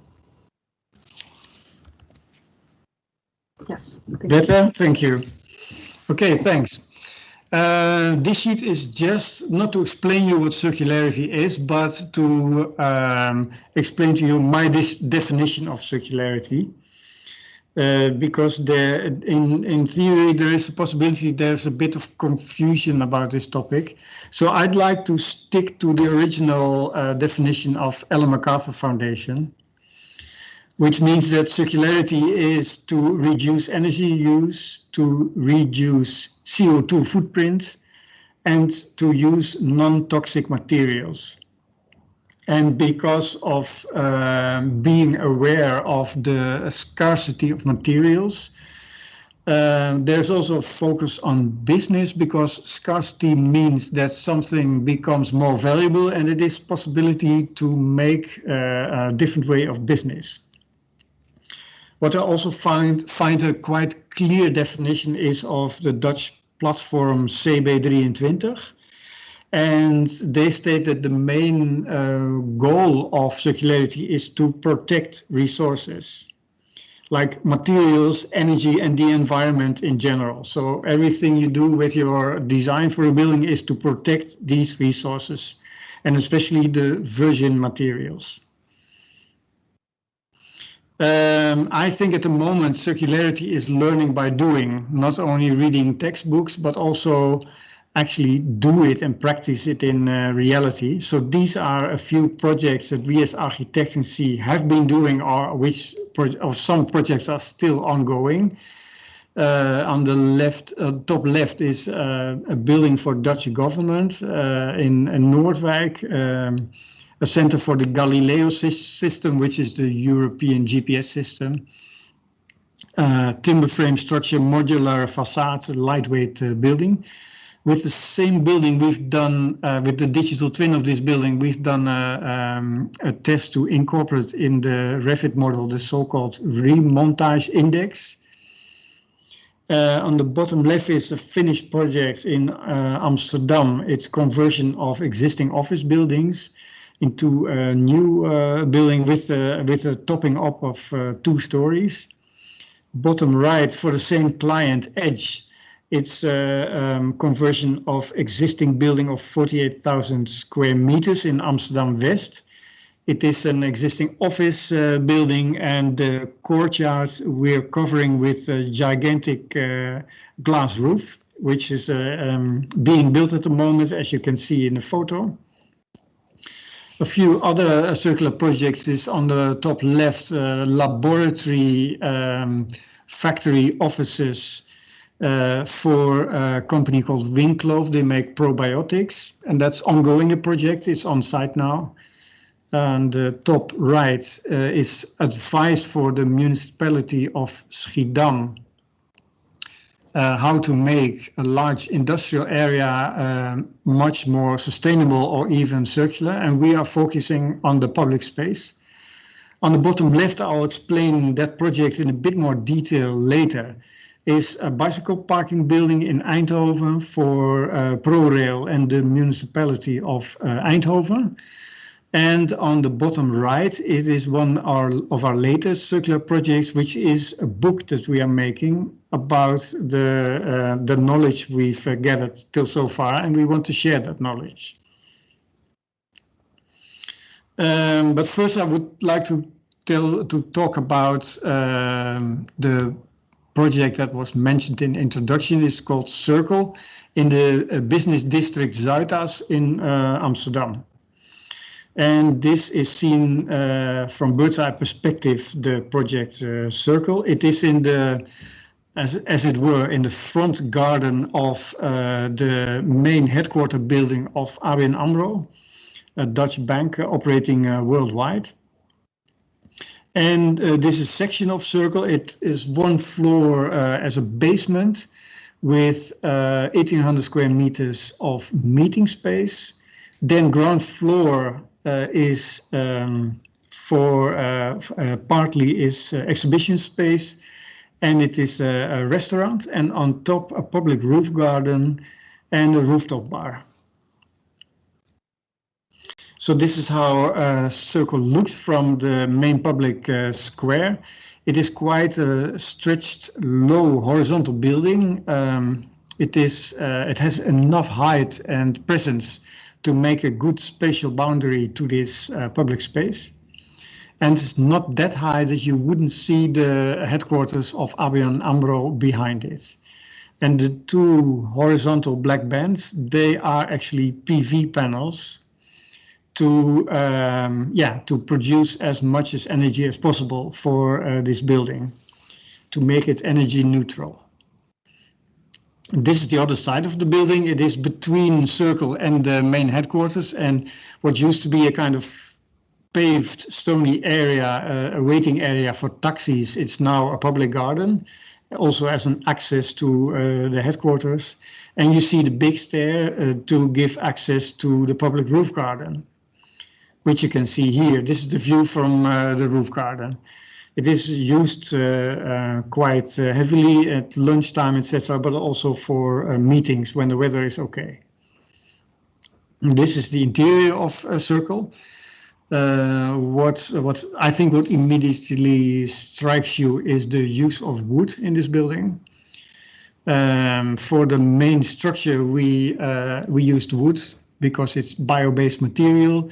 You can cut the wood, but you can also plant a new tree. So the source of wood is in theory endless. And it is large wood from local source from Dutch forests. And on the floor, you see a wooden floor that consists of bits of reused wood. And this is the basement where we used as much wood as possible. But we had to use concrete quite a lot in this area because we needed to withstand the high water pressure. And we needed to make a waterproof material. And the forces were that strong that we had to use concrete. But we used as little as possible. We try to use crushed concrete as aggregate, etc. And important thing, both on the floor and on the walls, no finish. So you see the bare concrete as it is, no stucco or floor finish or whatever. On the walls, it is, what you see is what you get, straight away concrete. And on the floor, it is polished, and that's the floor. No separate floor finish. The relation and the brief from the client was quite special. I think on hindsight, fantastic client. Although we never received a budget and also we never had a brief for this building. Because the idea of client was that would possibly limit our creativity. And they didn't want to limit that at all. The only brief was to make a as sustainable building as possible, period, for this place. And to fulfill that, we advised the client to make a circular building. And their response was yes, but make it really as circular as possible. So no brief. At a certain time in the process, it appeared that they needed this meeting space in the basement. So we adjusted the design. And at a very late stage, it appeared that they needed a restaurant at the ground floor. And luckily, we foresaw that a bit, and we adjusted the design accordingly, and we fitted in the restaurant. So with this project in really close collaboration with ABN AMRO and with the builder BouT, big Dutch company, we learned quite a few lessons. The main lessons that we learned are these 9 points. We learned about the reuse of materials. We learned to think in small steps. We understood that the lifespan is very important with circularity. The 4th point is that there is possibility of different business models, and we also managed to do some of that in this project. It is important to know about the recent technical developments, and you need up-to-date technical knowledge. And the 6th point is that obviously your design should be as flexible and multi-use as possible. The 7th point, I think it should be on hindsight be the first, that circularity and architecture are really closely linked.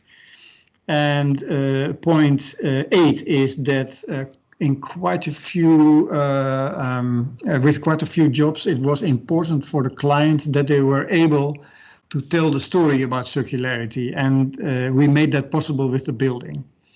And the last point is final design is not final. With a circular project, you never know when you see used materials that you can use in your building. So it is improvisation until the last moment.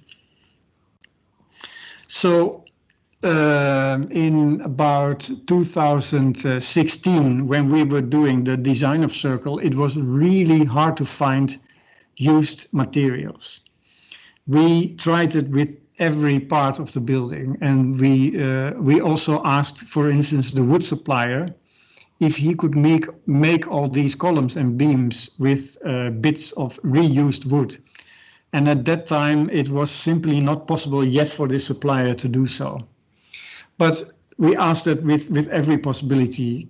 Can you, as a supplier, deliver us with used goods? And yeah, as I just mentioned, it was at that time really difficult. But luckily now it is easier to find these used parts, and they are much better available. With Circle, one of the, I think the best items that we found used are these glazed partition walls between meeting spaces and the communal space in the middle, in the basement. These are old facades from an office building in Hilversum, and we were able to reuse them in Circle. And they came at a very late stage in the whole process, but we managed to fit them in, and the contractor also managed to do so. But nowadays you have these platforms like Insert, and they collaborate with a few demolition companies, and when the used products are there, they put them on a website, you can click on them and you can order them straight away. 5 or 6 years ago this wasn't possible, but now the developments are going fast. Think in small steps, because I think at the moment 100% circular building is not possible, because some products that you really need in your building cannot be supplied in a circular way. Like, for instance, in this picture you see a lot of glass, a lot of glazing. And glazing is, if you look at it carefully, it is really a tailor-made product. In this case, triple glazing, so all the different sheets of glass have different thicknesses, they have different coatings on different positions, and also the gas in between the sheets of glass is fine-tuned to the specifications for this building. And the last but not least, all the different sheets of glass are, as it were, glued together. So reuse of a glass pane in another building, I think the chances for that are really, really small. So we asked the glass supplier, can you make circular glass? No coating, no glue. Can you screw it together or clamp it together? Can we apply the coating as a self-adhesive film at a later moment, etc. But for the glass supplier at that moment, it was not possible to do this because the market for this supplier was far too small. Only 3,000 square meter building. So, and I think until today, the circular glazing still doesn't exist. So you have to accept the traditional normal glazing. But focus on every step that you can take with circularity. What's really important with this topic is the expected lifespan of your parts. And they are different for different parts in your building. The structure will last for about 100 years. Internal partition walls about 10 years or so. The facade about 50 years. So they all have different lifespans. Therefore, the connection between these different parts is really important. And our conclusion in the end was that you always have to use dry connections. So preferably you screw your elements together so you can put the screw in and also take the screw out and take out this part that you need and reuse it without damaging this part itself or for instance, the main structure where this part is fixed to. And as an example, this is sketch details of facade of the bicycle parking building. In this case, we are using reused train windows, and they are not glued or so to the supporting structure, but they are fixed with aluminium clamps.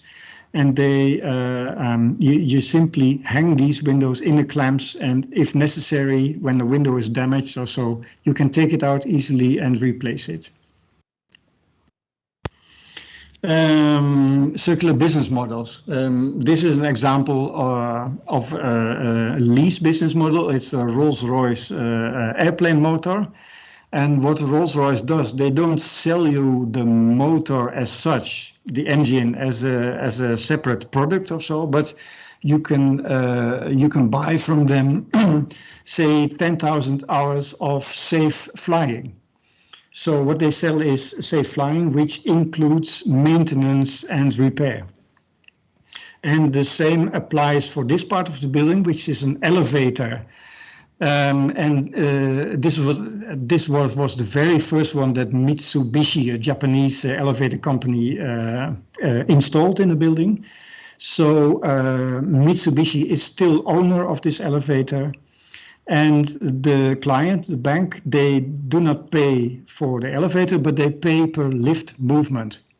So with each movement that the elevator makes, the client pays a certain amount of money. And the whole purpose is that Mitsubishi is responsible for a long lifespan of the elevator. And for them it's a trigger to make a sustainable and long-lasting and circular product. It is important, I think, that your technical knowledge is up to date, that you know about the technical specifications, possibilities and impossibilities of parts in your building. For instance, it was quite quickly clear to us that a curtain wall facade is really a good circular product. It consists of different parts screwed together. You put these parts together in a quite standard, easy way, and you can take it apart also quite easily. It is all dry connections, all screws, rubbers, gaskets, etc. So it's a really good circular product. And it's also good to know what suppliers can deliver. For instance, this supplier of internal partition walls, they can supply, you can see that here with this logo, or maybe it's this one, I have to check it. They can supply walls that consist of leftover bits of glass. So you do not know exactly beforehand what the width of the glass panels is, but for sure you get enough, but the subdivision isn't clear yet from the start. So you get a glass wall consisting of leftover bits, which I think is really a nice product, and it's fantastic that they make something like this.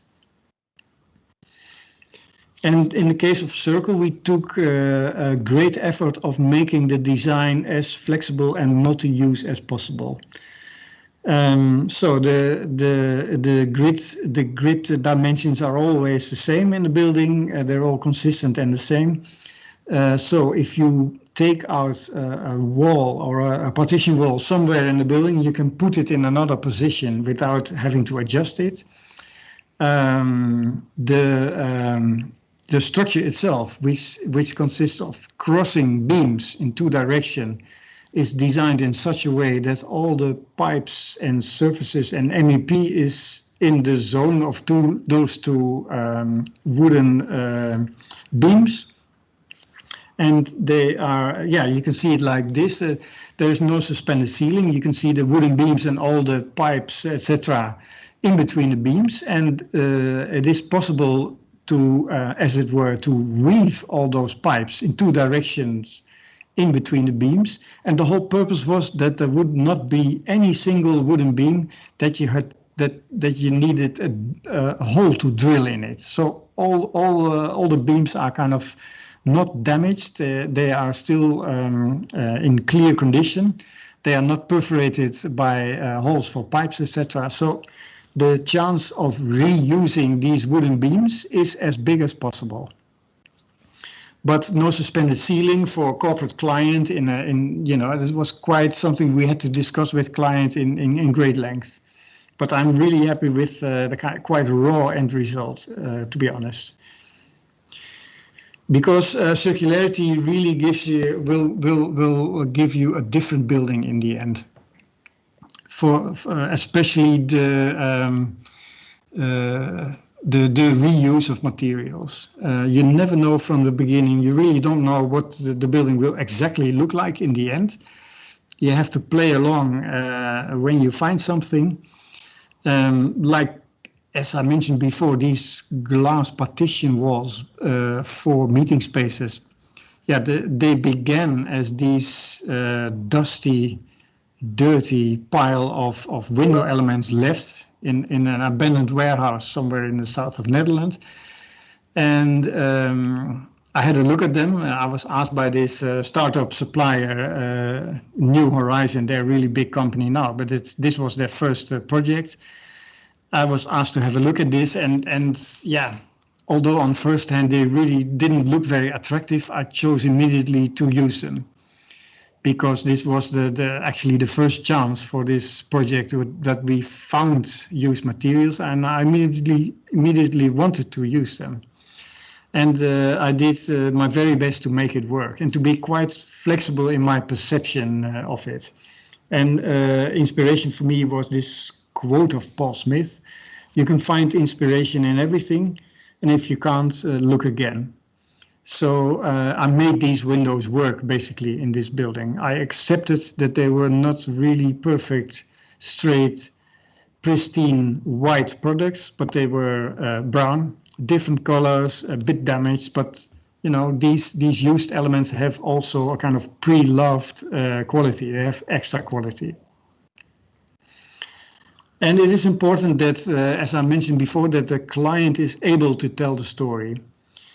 And here it's the client thought it was necessary because they wanted to attract the right kind of companies to rent parts in this building.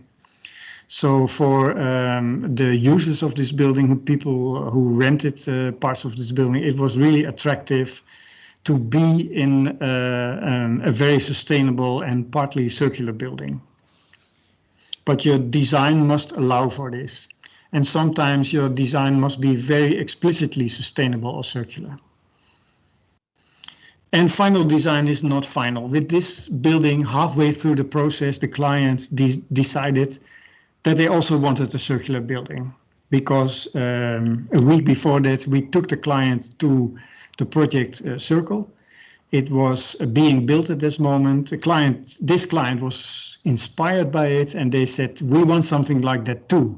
So at a very late moment, we changed the structure of the topping up of the building from steel into wood. And we tried to use any bit of leftover material which was still there in the building. And we discovered that the granite facade cladding was still there. And we used it as a floor finish.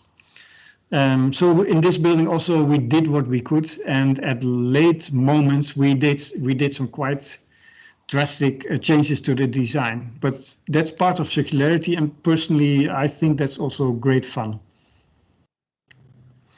And with the second project, I will also tell you some lessons learned from circularity. So this was after the Circle project.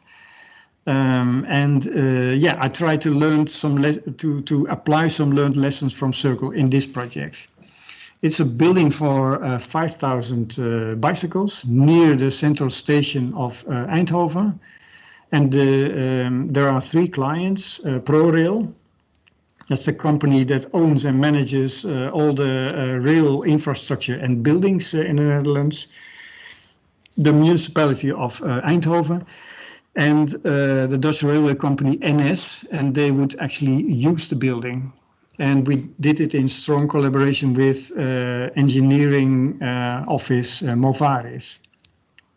And a circular project is actually a lot of talking. It is a lot of meeting spreading the knowledge about circularity. Client has no idea yet, of course, because it's their very first project. So to explain the client that there's a different way of working, different starting points, etc. It actually took quite a lot of time. But yeah, again, I think it was really worth the effort and also quite a lot of fun. And at a certain moment, I proposed to a client that this bicycle parking building, which of the site is shown on the left, is actually part of big master plan of Rotterdam architectural firm KCAP. And by the way, 2 weeks ago or so, this plan was approved by the municipality. But it would mean that for the site of the bicycle parking building, in the near future, a quite big high-rise building. So I proposed to a client that we should design a temporary bicycle parking building, which in about 15 or 20 years or so can be dismantled, and yeah, after that you could either sell the parts or build it up at a different site, whatever. But be aware of that the project is temporary. And then immediately you have a circular project, because one of the things that you do not want is a basement. You don't want a basement because that's literally cast into concrete. And in this case, we were able to avoid it. On the right, there is indeed a small basement, but that's only a small connection to existing basement of the adjacent building. We were able to limit the bicycle parking building to ground floor and first floor for 5,000 bicycles. And we made an efficient bicycle warehouse, basically. I'll go to the next one. And also here at an unexpected moment, sorry about that, we were able to find some used objects. The Dutch railway company NS had at that time started a program to reuse parts of these sprinter trains, to try to reuse as much as possible parts from these trains, not only internally, as it were, for other trains, but also for other uses. And we saw these train windows, and we immediately thought these are interesting. They have a really characteristic shape. And yeah, I think when you use them in a building, you can recognize them as train windows. So we asked for NS to set apart for us a few thousand of these windows, and luckily they were there, and they will be part of the design. And apart from that, we used concrete pavement tiles from the site itself to use as masonry. So this is the result. What you see is glass facade of these, made of these train windows, and the entrance of the building and the stairs flanking it. This wall is made out of the used concrete tiles. Very straightforward, very basic. What I personally like about this design is that circularity is not a kind of infill part of the project, but it really is the backbone of the project. It really gives the specific character to this building. If I wouldn't have worked with starting point of circularity, yeah, it would be a completely different building. So this is zooming in a bit on the facade. Also, this building is also quite basic, and what you see is what you get, quite bare. You see the windows, you see the clamps that fix it, etc. And also the interior is quite basic. On the ground floor you have either big concrete plates, stelcon platen, or concrete tiles, we don't know yet. And the first floor consists of solid wooden elements, and everything here is also straightforward, basic. The steel columns are reused rails from the ProRail company. They have hundreds of kilometers of leftover bits of rails that you cannot use anymore for trains, but you can use them in a building for columns. And it's, of course, it's also to make a statement. So this knowledge that you build up, that you make with the client and with the builder, yeah, after a while we understood that and now I come to the digital part, after a while we understood that we had to transfer this knowledge to the users of the building, to the people who maintain your building, and in the end, eventually to people that mine your building, that are going to use part of your building. How do you transfer that knowledge? Because especially with the project Circle, we after a while, when the building got more and more finished, we talked with facility management and we understood that they had no idea about circularity. And meanwhile, we had built up with help of Revit and BIM model a digital twin of this building. So the whole building was modeled in BIM, and that gives you the possibility of transferring these data to other parties. The red line at the bottom is if you have stored data of your building with 2D drawings, with AutoCAD or so, then yeah, it's not really worth. And then in the middle, if you do the same with a database, with Excel, but the best way to do this is with a BIM model. And this was our dream of the Circle building, that if you would click on your digital twin, for instance, this part of your building, you would get in a special menu, you will get all the data from this element. On which floor is it? How is the connection with the main structure? What is the condition of this element? Are there any properties attached to it, etc.? So this was our starting point to make this digital twin. Because you put this model online on a platform, you log in, so there's security, and you can use this model to make very efficient and circular repair. And also you can monitor how the building performs, and you can create metadata. And if you have a range of buildings, if you have a portfolio, then you can also monitor that parts that will be becoming available in one building can be used in another building. And you can manage certificates in a much better way, etc. So I can give you some examples of the advantages for the client a bit later. But there's also the problem of interface. On the left, you see the BIM model as it is, with all the building components, the surface components, etc. So it's really like a maze. This is a lot of information, and for the typical facility manager, it is far too much information. The facility manager needs a model like a 3D model of on the Fonda website, like on this in the top right corner of this image. This is the information that facility manager wants, and the demolition company needs other information. So the interface is something to find out. We've made a few building passports for different companies, and the demands were different all the time. So the interface, we had to fine-tune it every time.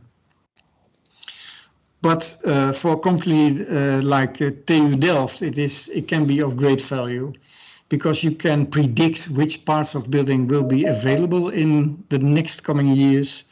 What can they sell on Marktplaats or not? What can they give as a starting point for architects when they design new buildings? They can ask them to use parts of another building of a TU Delft, and they can also establish much more precise the residual value of the property. And in case of a sudden repair, it is also more efficient, because if you have a digital twin, then all the properties, all the dimensions, in short, all the data of a damaged glass pane are readily available. And it is much more efficient in that way, because then this company, the Glaskoning, they don't have to go to you, measure the pane, go back, instruct the glass supplier, and then discover that they've made a mistake with the measurements and they have to come back again. You don't have that kind of mistake, because all the properties are known, and the workflow can also be much more efficient. It can be all digital, and there is no failure cost, and it is quicker. But also with planned maintenance, you get a notification that your building needs to be painted in 3 months. There's an issue made, you as a facility manager, you approve it, then it goes, then you give a possible contractor, a painter, access to quantities and properties. You get an exact fee for the amount of painting that you want. And then you approve their quote, and it is painted and you update it on the model. So for maintenance and facility management, it can be of great benefit. And also for tests or certificates that you have in a building. I mean, every building has fire safety material, and it needs to be a certificate. It needs to have a certificate which needs to be refreshed from time to time. And with a digital twin, you don't forget this. You get a notification that a test is needed, etc. And also for a certificate like a BREEAM or WELL certificate, it means a much better workflow and much more efficient. But after having made a few passports like that, we thought it also was important to link it to existing property management software, like Planon or Prognose. And we did so. We had quite a lot of contact with these companies.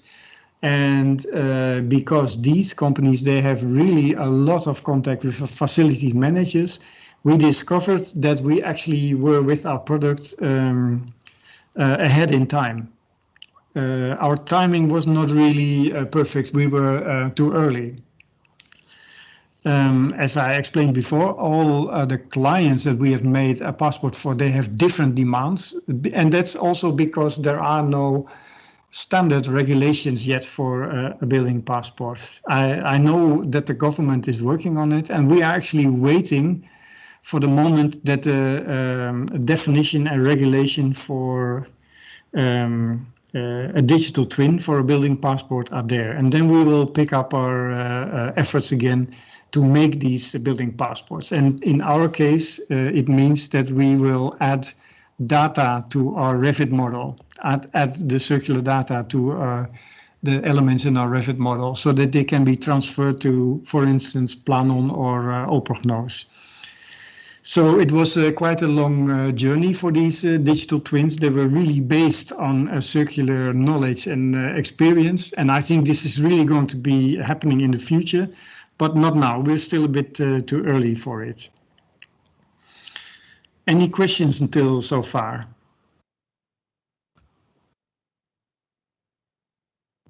Yes, thank you.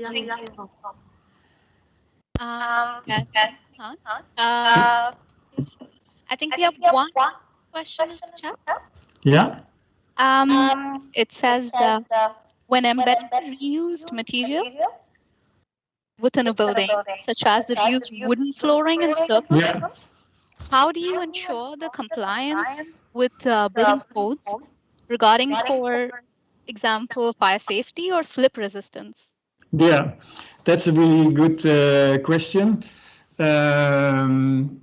For instance, with these, I will come back to the floor, but with the glass partition walls, also the contractor talked to the client who is responsible for the performance of this glass wall. And at that time, the legal aspects of circularity were not developed far enough.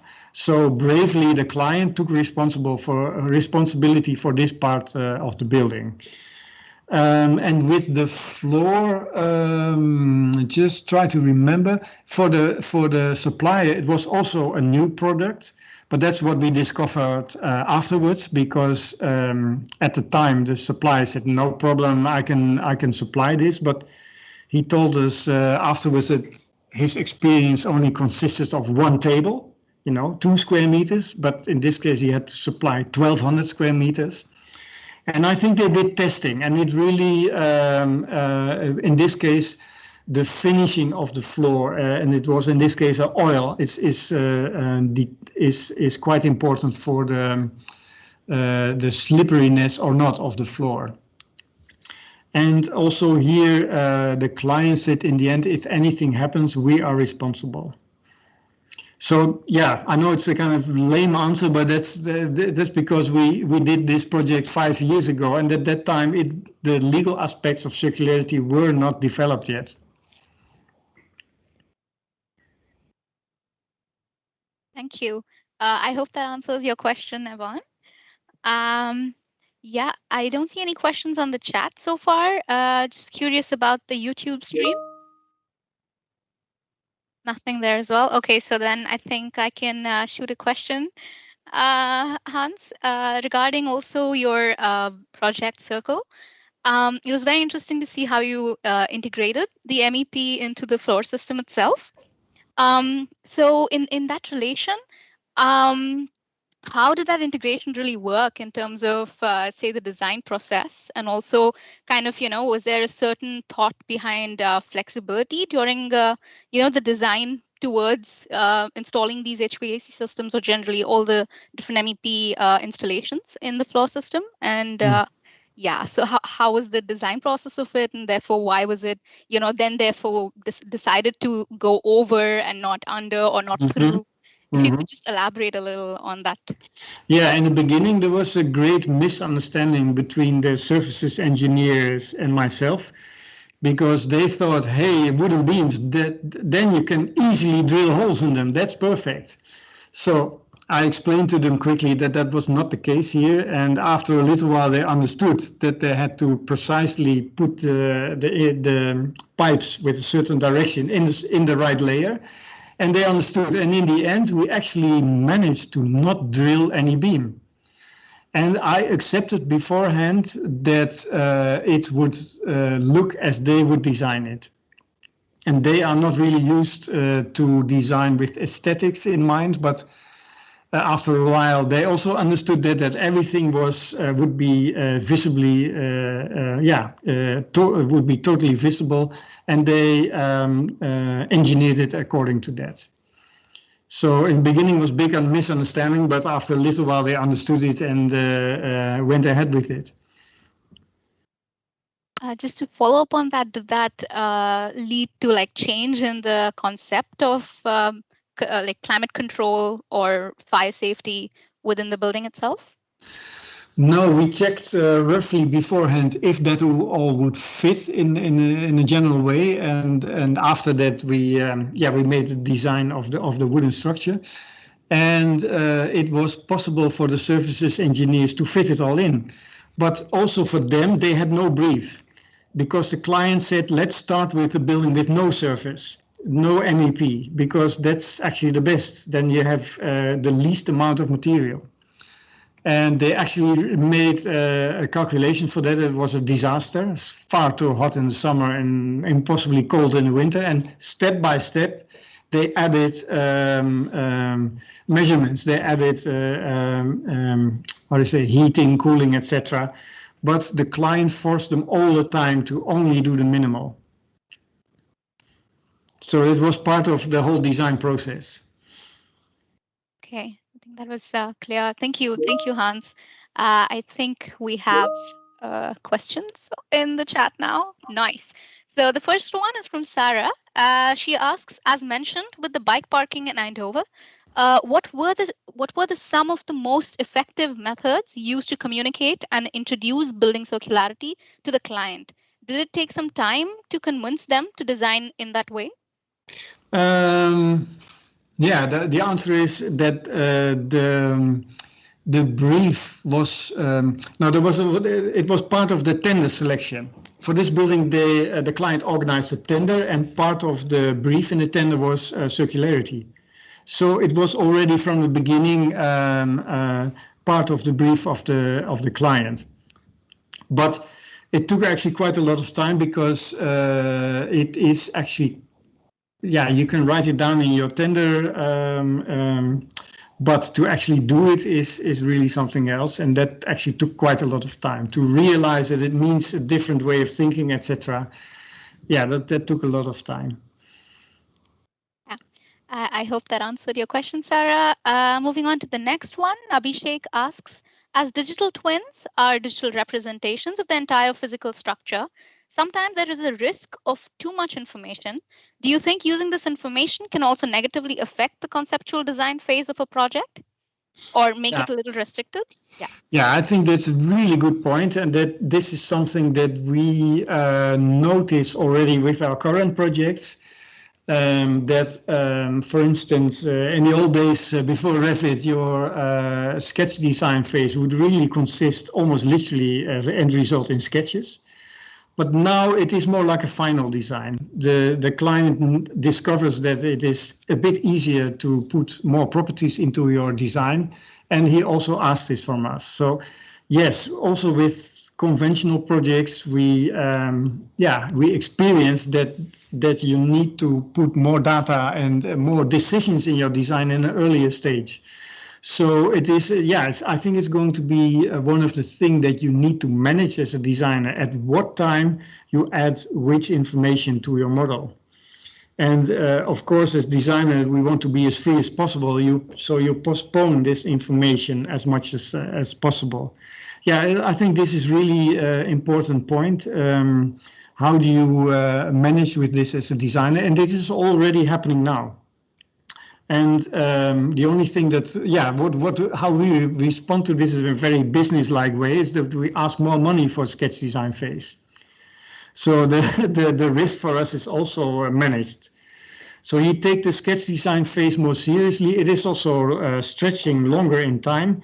So it's already happening, this shift, but you have to respond to this as architecture office and ask more money for it in the beginning and then deal with it. Just to follow up on this one further, like you mentioned, sketch design phase then becomes really essential for such decisions. But how do you then collaborate in terms of BIM? Because BIM comes in at a more later stage within the design process. So what are your means of communication in terms of drawing then in that sense, you know? Yeah, as an example, we are working now on a very big project in Utrecht with 3 architectural companies. And we are doing, as architectancy, we are doing a BIM management. What we do in the beginning is to draw we are already working with Revit now. This is beginning of sketch design phase, but we do it in a very light way, more basic, simple way. And later on, we exchange all the parts for proper BIM parts, as it were, with much more properties, etc. So in the beginning, they are just shapes in certain positions in a very simple way. No structure model in it yet. We model it ourselves where the columns approximately are, and later on we exchange it. So you can deal with that in a certain way. Okay, I think that was clear. Thank you so much, Hans. I think that was a very detailed presentation on how to go about really an execution using the case study of Circle. I think it was very insightful. Thank you so much for joining us and sharing your knowledge and experience. Really honor it.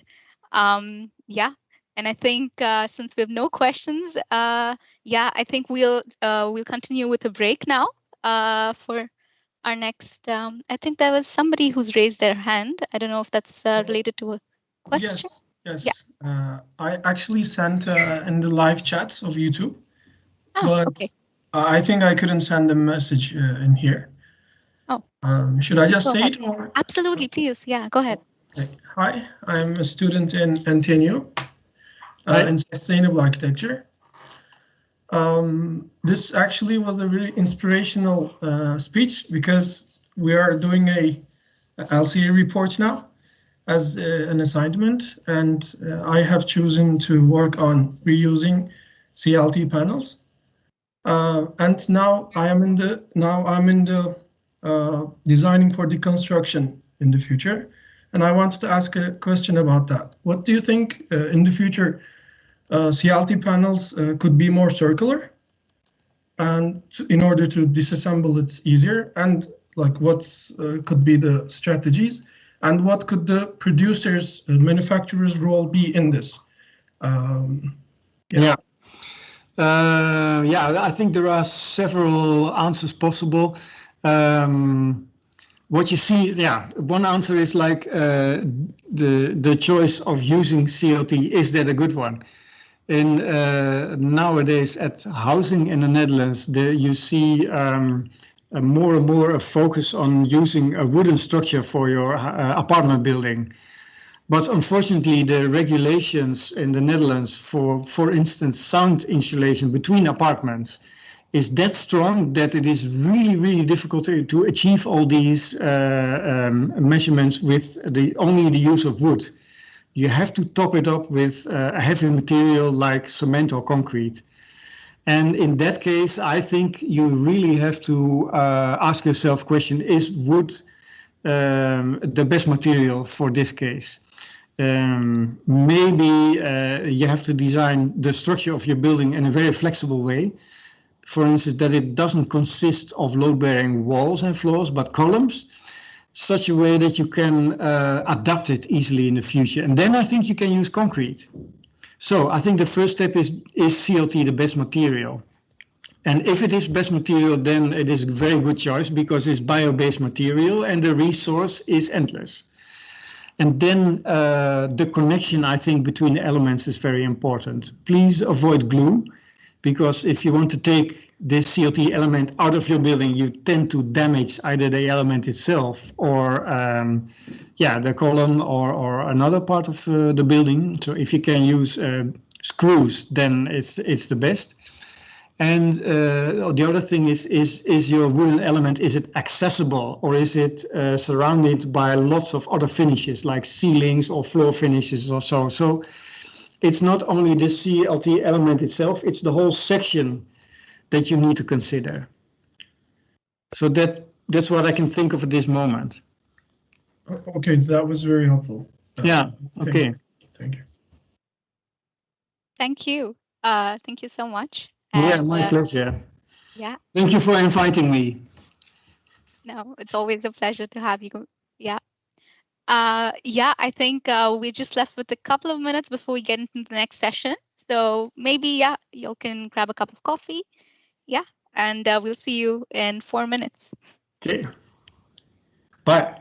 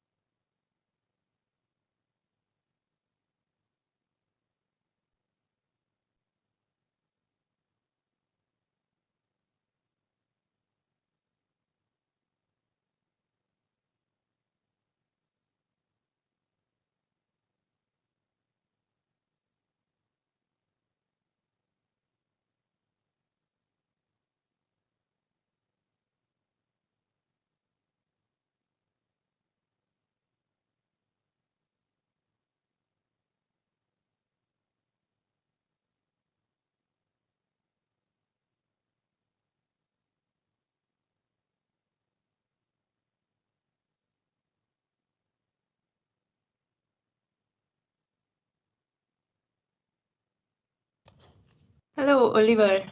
Hi. You are muted. Muted. Now it should work. Will you hear me? It's working now. Great. I hope the internet connection is stable. That's not always the case here in Costa Rica. Oh, what is the time there in Costa Rica right now? It's 8:13 now in the morning. Oh. You see, sun is still low. I don't know if you see that behind me. Slightly, yes. How was the day? I didn't see it all, I have to admit. No, well, of course, it's early morning in Costa Rica, so yeah, it might be difficult. I understand. It has been quite well. We had 3 sessions, and yeah, they were really insightful. So I'm looking forward to your presentation. Great, great. So nice to be here with all of you. Thanks for having us. It's really nice. Always a pleasure. And I don't know if you want to check something, if I'm good with sharing the screen. I think it should be fine if you just see share content tab at the top.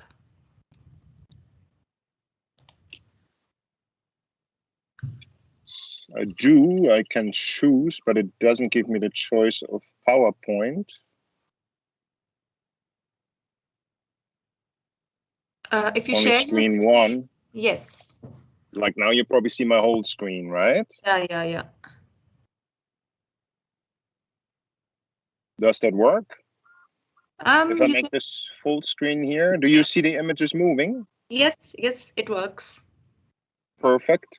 I didn't send a presentation before because I included some video files. Oh, and it was no, too heavy for sending. That's fine. We just wanted to keep a backup ready, but it is working well, so. Well, I'm happy to send it to you still for if you make a documentation of the event or something like that. So we'll be in touch about that, yeah? All right, that would be nice. Yeah. So I think well on time. Yes. Indeed. Yeah, I think we're in time and we would love to start. So welcome, Oliver. Yeah, the session 4 will focus on climate-oriented solution for low-carbon buildings. I would like to say a few words for the introduction of our speaker, Oliver Shute. So Oliver Shute is an architect, an expert in sustainable development and construction with more than 20 years of professional experience. After working globally in renowned offices such as OMA, the Office of Metropolitan Architecture, and Eisenman Architects, he then co-founded the interdisciplinary think tank and do Thank, A01, a company and a foundation, together with Dutch anthropologist Marianne Liddejoet. I don't know if I'm saying the name correctly, but yeah. And then the office itself is known for developing innovative concepts and projects that are based on participatory design methodologies, such as Costa Rica's first urban river park in Coyo Colón. I think I will leave that for Oliver to shed some more light on. And yeah, I think I will hand it over to Oliver to share his experience and his know-how. And he's logging in with us from Costa Rica. So welcome, Oliver, and it's over to you with no delay in time. Yeah. Great. Thank you so much for this introduction. Do you hear me well? Indeed, yeah. Fantastic. It's really nice to be here with you. It's still early morning in Costa Rica, and you probably had a long day behind you already. So it's really a pleasure to close that symposium off, which has such an important topic. Thank you for the introduction also to A01. As you mentioned, we have an interdisciplinary work concept. We've developed also a series of different participatory design methodologies with which we apply sustainable development in urban and rural areas. We are based in Costa Rica, and we work from here. We work in a region, but we also work in different countries worldwide. And I would like, as I don't know who has been from you already in Costa Rica, I would like to give a brief introduction about what Costa Rica is and also tell a little bit why we are here, what really attracts us to this area. Costa Rica contains 5% of the world's biodiversity. Some of you may have heard that, on less than 0.5% of its surface. This enormous density of species is enabled through a total of 12 microclimates countrywide, which is a very important issue to understand. About 25% of its territory is protected, which obviously is a political decision, by an innovative system of national parks. It's the only nation without army and considered one of the happiest in the world. Its electricity is generated almost entirely from renewables. and the country intends to become carbon neutral by 2050. So for us today, it was also very interesting to talk with you about how we frame this issue of carbon neutrality, because obviously we look at it from an environmental point of view and we look at it in the context of construction. But as said with our office, we pursue a kind of broader agenda towards development, and that is something that shapes our projects. Despite all the achievements that Costa Rica has in sustainable development, it still has to import 50% of its overall energy household for fossil fuel-based transportation, and suffers from environmental pollution and congestion, especially in urban areas and hotspots of ecotourism. Like the image that you see in the back there, that is actually where we are at the moment. That's the greater metropolitan area, which accumulates about 65% of the national population.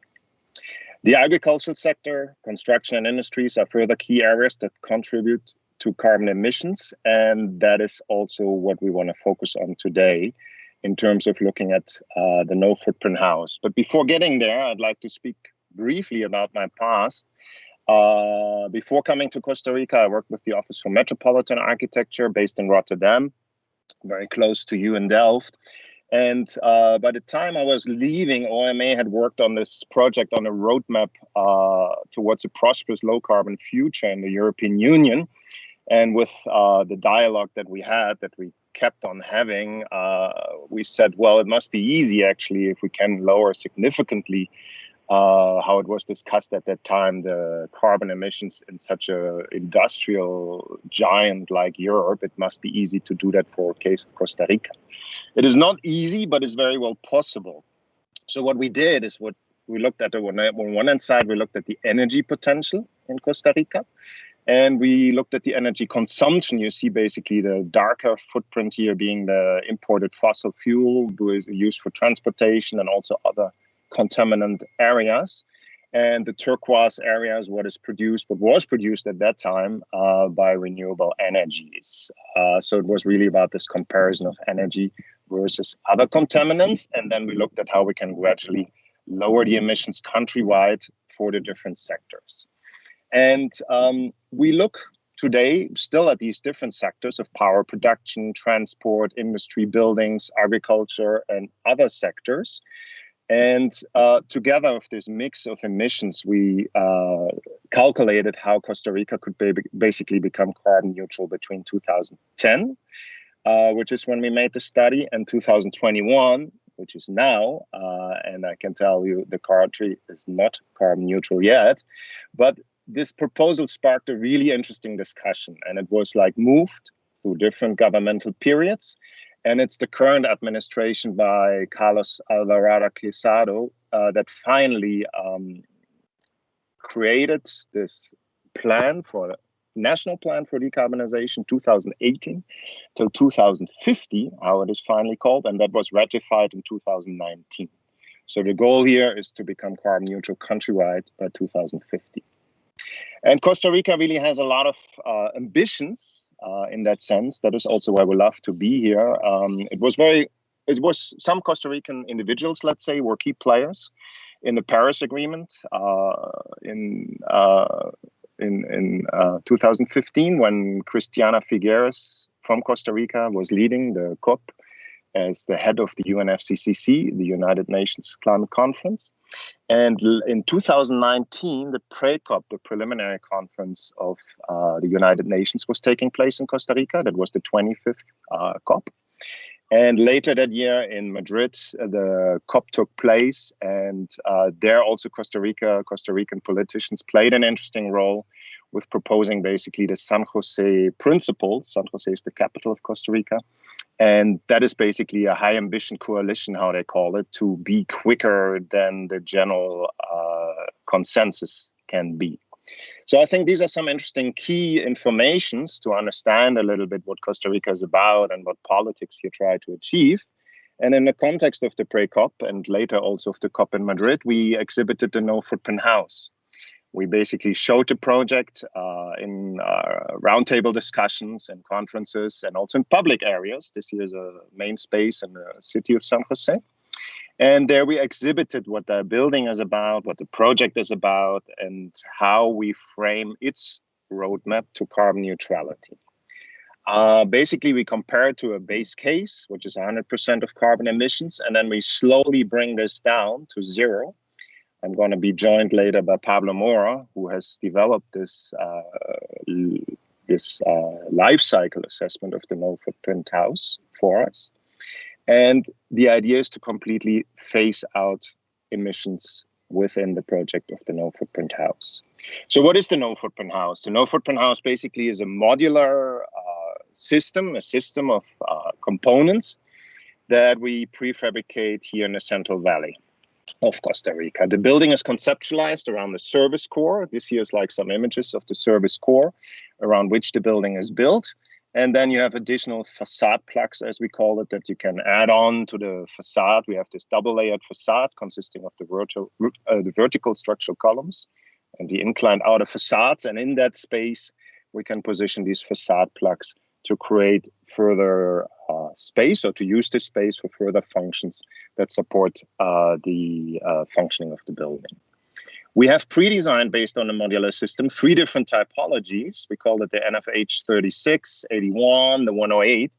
And these numbers refer to the structural grid size. And the latter, the 108, is the first typology that we built as a prototype here in the southwest of Costa Rica. It's defined by being organized around a central service core, and then creating this open floor plan all around. Different facade elements can be opened or closed in order to augment this direct relationship of spaces inside and outside, which is a key feature of tropical architecture. And one key element for us is this double-layered facade. You will see that in this presentation, that on the one hand side, we have the structural columns in this vertical structural line, and then we have the inclined outer facade that can be partially opened. And the building has been prefabricated in the Central Valley, as said, from where it was shipped to its target location overnight. And I'm gonna show you here a little video about how it was brought over there. This was when we deployed the core basically on the target site, and the video shows how it got there.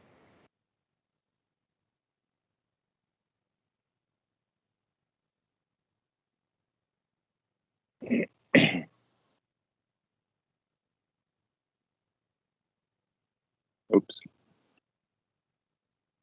It was interrupted. Just one question. Can I ask one thing? Mm-hmm. Sure. It says here on my screen that people are waiting in the lobby. I don't know if, as I'm sharing my screen now, if I'm the administrator and I have to leave those people in.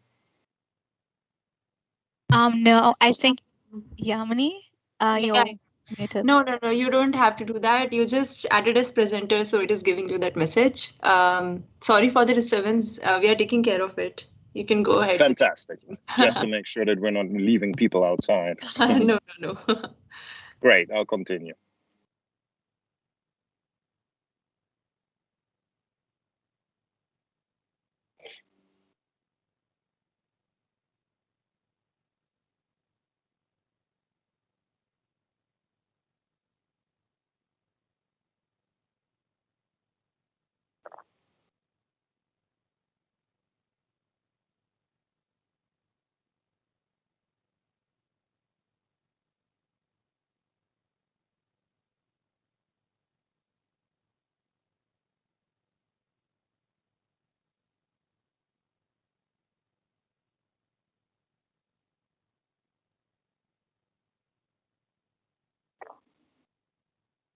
I'm sorry, but I don't think that we can hear the sound. Maybe it's just me, but...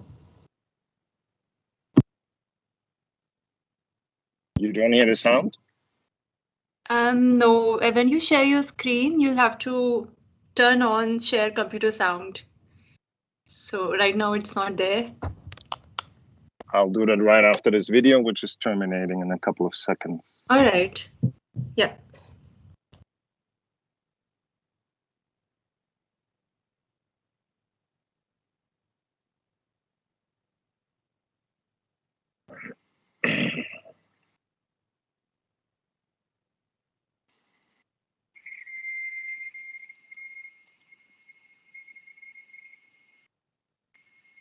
Okay, let me see where the this sound sharing. Where did you say I can find that? You first need to stop sharing your screen. And then when you share your screen again, you can see an option while sharing it again. Turn computer sound on. Let me check.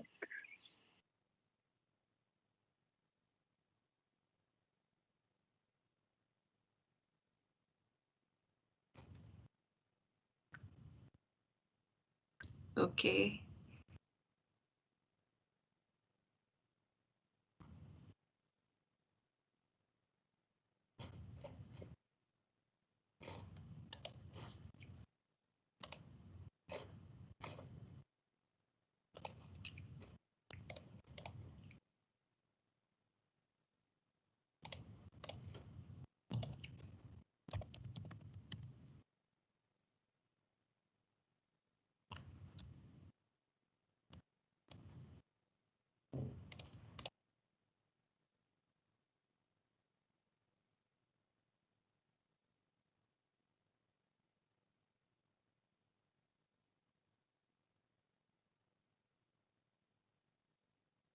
Hello?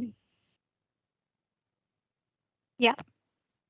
Sound is back. I'm not sure if I managed to share the sound with the presentation. I suggest we just go on and see what happens. Indeed. Does that sound like a good idea? Yeah, absolutely. Great.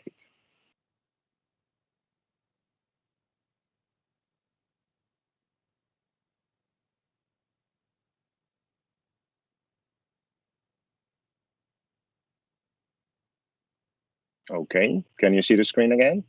Yeah. Fantastic. So once the building was finished, it looked like this. You see that like it is built around this central service core. You see on the side the kind of private spaces being nested behind it, the spaces that we call the cocoons, and then the social area in front of the building.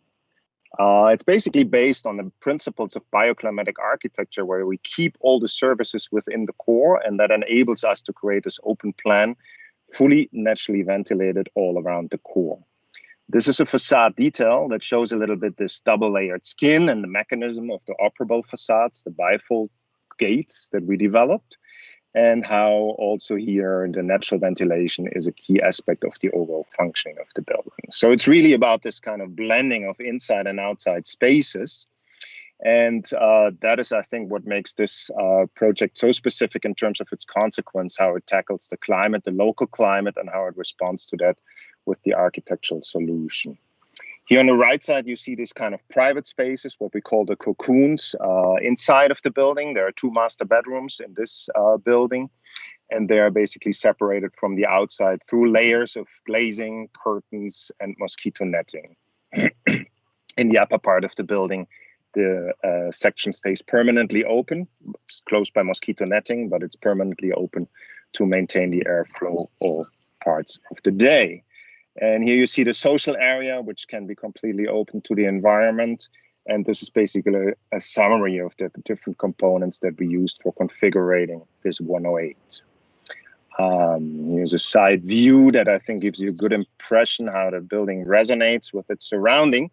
And you saw in the first video of the prefabrication and the transportation that we used steel in this first prototype. The idea was basically to use material that is available in Costa Rica. We did not want to import much to raise the footprint in that sense. And this here is not a high-tech country, so we had to deal with what was available locally. What we did in the meantime, that is a very important point, is that we developed a wood structure with a Swiss-Costa Rican company called BouT to completely replace this steel structure. So if the client wants, he or she can configure the building with teak finishes, or also with a teak structure, which is a significant driver to further lower the emissions of the building. Pablo will tell us more about this now. And we're now building the second prototype, which is made completely of wood, in a really beautiful site here, also in the southwest of the country, overlooking the Pacific Ocean and the nature that you have over there. So what I still would like to do is show a video of the inhabitation process of the house. I hope that sound works now, and otherwise, my apologies. We have to enjoy this as a silent movie. Let's see if it works.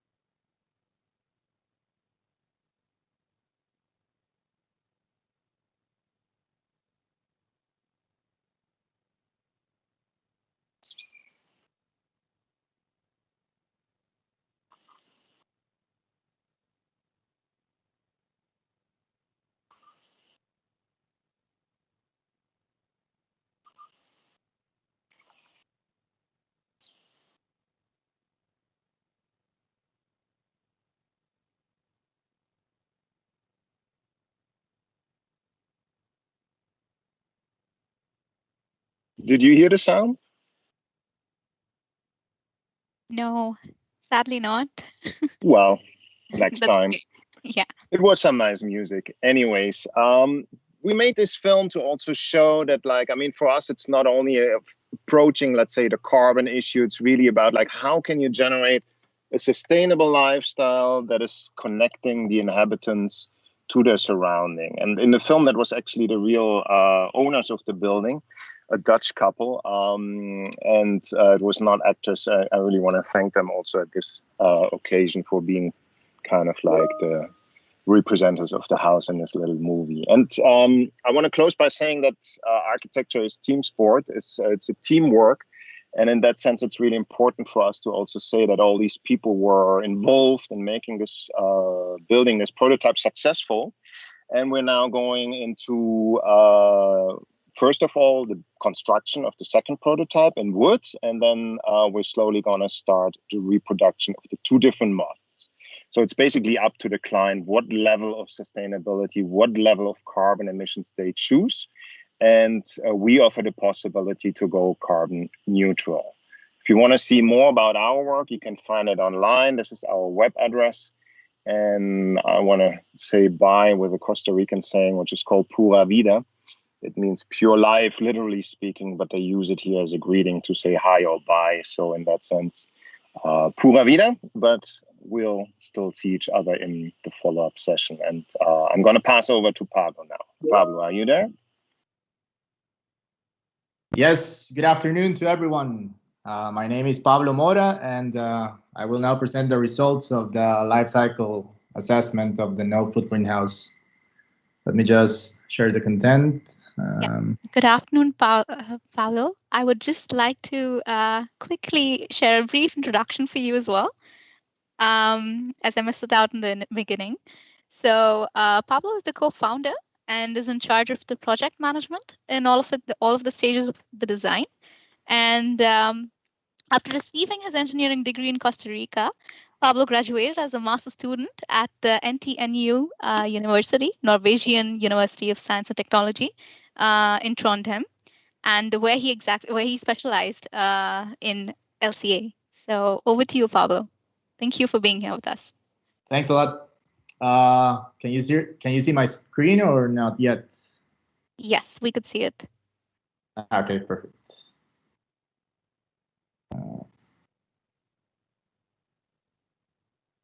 Okay. Okay. So the main goal of this study was to estimate the total material-related embodied emissions of the no footprint house in Ojochal. The system boundary and scope of this study covered the product life stages that are shown in this chart and marked with an X. And it comprises the product stage with modules A1 to A3, construction process stage, the B4 module from the use stage, as well as the operational energy use and water use, which is not marked in there, and the C1 to C3 modules of the end of life stage.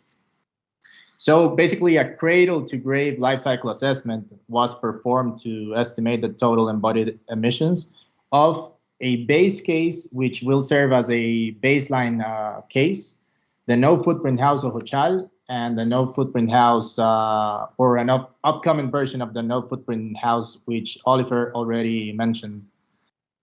The building components that were included in the analysis are mainly the ones that are part of the building envelope. So the foundations, the superstructure, the outer walls, the inner walls, the floor, the outer roof, fixed inventory, and staircases or balconies.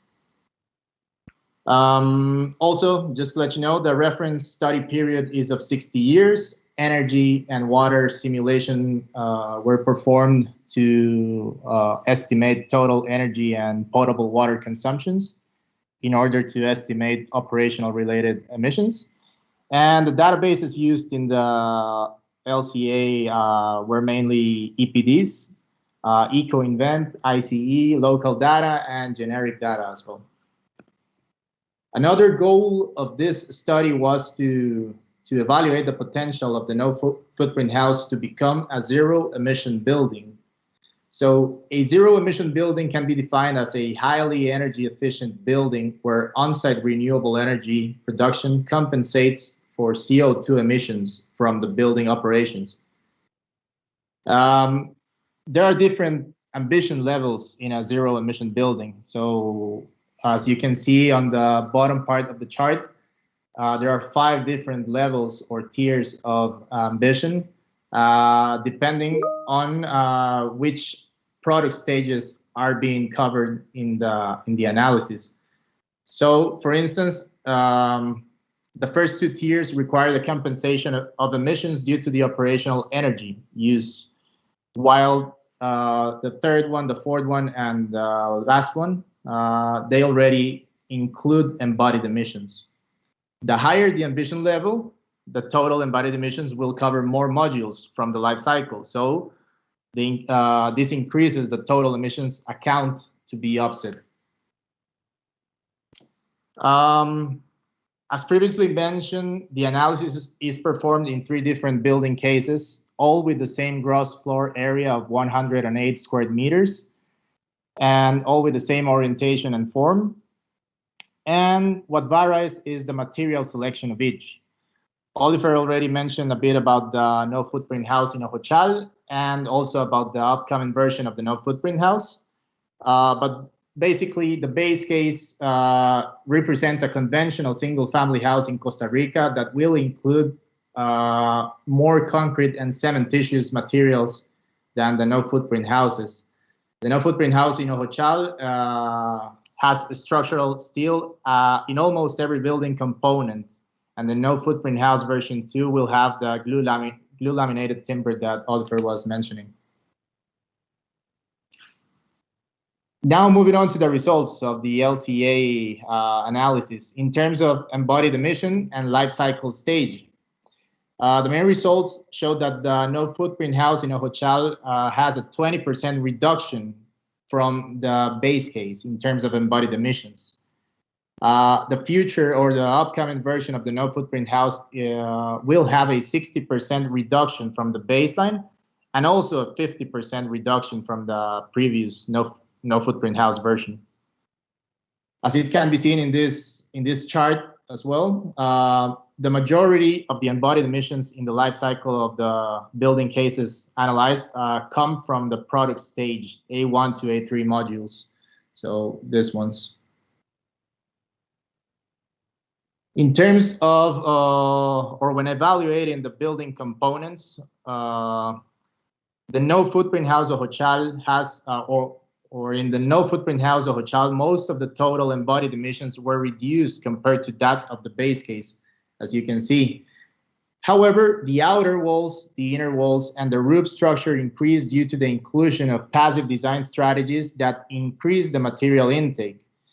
Although they increased the material intake, they also allowed the project to have a high performance building by reducing energy consumption in more than 50% from the base case. So some of the passive design strategies were already explained by Oliver, and you could appreciate them also in the videos, such as like the double skin facade and the folding doors. In the no footprint house version 2, all of the building components embodied emissions are considerably reduced compared to the base case and also to the no footprint house, the previous no footprint house. In terms of, or when evaluating materials, or after evaluating the building components embodied emissions for each building case, it becomes easier for us to identify hotspots or main drivers of embodied emissions.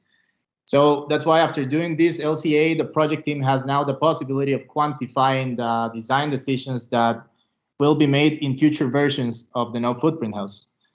For instance, when evaluating building materials of the no footprint house, structural in Hochal, structural steel has the highest emissions.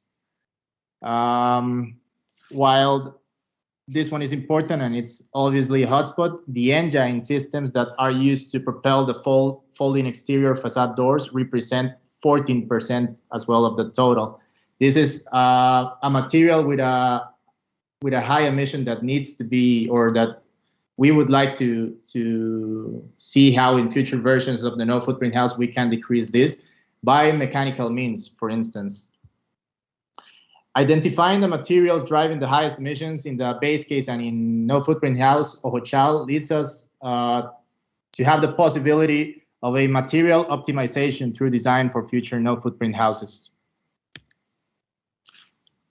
Apart from the LCA performed to estimate embodied emissions, as I mentioned before, energy and water modeling was performed for the building cases in order to estimate operational related emissions. In terms of the total emissions, the no footprint house shows a 40% reduction from the base case. The version 2, a 60% reduction from the base case, and a 30% reduction from the no footprint house in Hochal. It is important that to see that when considering the modules B6 and B7 together, the energy and water use emissions, they represent almost 50% of the total emissions of the base case, 35% of the total emissions of the no footprint house in Hochal, and 50% of the total emissions of the version 2 or upcoming no footprint house. Hence, the importance of the implementation of passive design strategies in the no footprint house of Hochal. That okay, they added they added a material in, or well, yeah, they added an important material input into the embodied emissions, but also allow us to improve the energy efficiency of the building. So it is important to do this to assess how to improve the energy efficiency of buildings prior trying to reach any zero emission ambition level. Once having the results of the operational related carbon emissions and the embodied emissions from the materials, it was possible to calculate a CO2 emission balance, which is shown in these two charts. They're a bit busy, but they gather a lot of information. So for instance, on top you can see the ZEP balance for the no footprint house of Hochal, and on the bottom for the no footprint house version 2. In this case, PV systems are being analyzed for on-site renewable energy generation. However, other renewable energy sources can be explored for these purposes and as part of further work. As you can see, the total emissions to offset vary depending both on the ambition level and on the efficiency of the PV systems. So there's a sensitivity analysis going on in here. This is because when having a higher ambition level of zero emission buildings, the embodied emissions will cover more modules from the life cycle stages of the building, therefore increasing the embodied emissions account. When these embodied emissions increase, the required area of PV installation will also be higher. Plus, the lower the efficiency of the modules, of the PV modules, the higher required area of installation. So this happens especially in the tiers that include also the embodied emissions. So the ZEB operation and materials, ZEB construction operation materials, ZEB construction operation materials, and end of life. As you can see in these charts, in the results of the PV installation required area, it is not that difficult for the no footprint house of Hochal and the no footprint house version 2 to become zero emissions. So hopefully we can accomplish this in these upcoming versions. Further work that needs to be done, material trade-offs. Okay, we have reduced in the analysis, we have reduced considerably the embodied emissions on the no footprint house version 2. But we can still go a bit further eventually by identifying the hotspots in this analysis and trying to trade off the materials that have the highest input. It'll be wise to calibrate the energy simulations of the building cases, or even better, since we already have a no footprint house in operation, track and monitor total site energy and the final energy uses to see how this compares to the theoretical energy simulations. Also explore different on-site renewable energy production systems, and it'll be intelligent to investigate the financial feasibility of reaching these ZEB ambition levels. Because as Oliver mentioned, this will depend on the client's ambition and goals for future projects. Muchas gracias.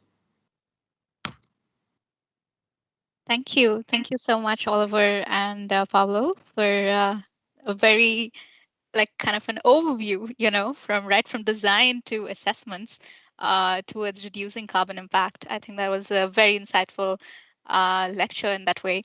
Yeah, the floor is open for questions now, and I think we have a few already here on our chat box. So I would start with the very first one. I think Anurag was asking what is the structure. Seems like it's not connected to a normal electrical grid. So what are the sources of energy, used to generate electricity for water or gas? Yeah. Yeah, great question. Maybe I'm going to respond to this and Pablo can help me if I leave things out. There was a general discussion when we made the no footprint house, because we had this idea of producing an off-grid architecture that can be placed anywhere in the country without kind of creating the usual impact of construction. And then we said, well, but if we have this renewable grid here from the public service in the country, then we also want to make use of that and support that. So solar panels, for example, are not produced within Costa Rica. We would have to import that, which again would raise the footprint of the project. But the grid is renewable, almost 100% made from renewables, mostly hydroelectric. So we said in the case of a grid, an electric grid, being accessible for the project, then we connect to that. Since the project was finished, there has been an interesting political development that now it is also possible for private households to produce energy and feed that back into the grid, which was not the case when we built the project in Ojotxal. So in future iterations, we would like to recommend that to the client.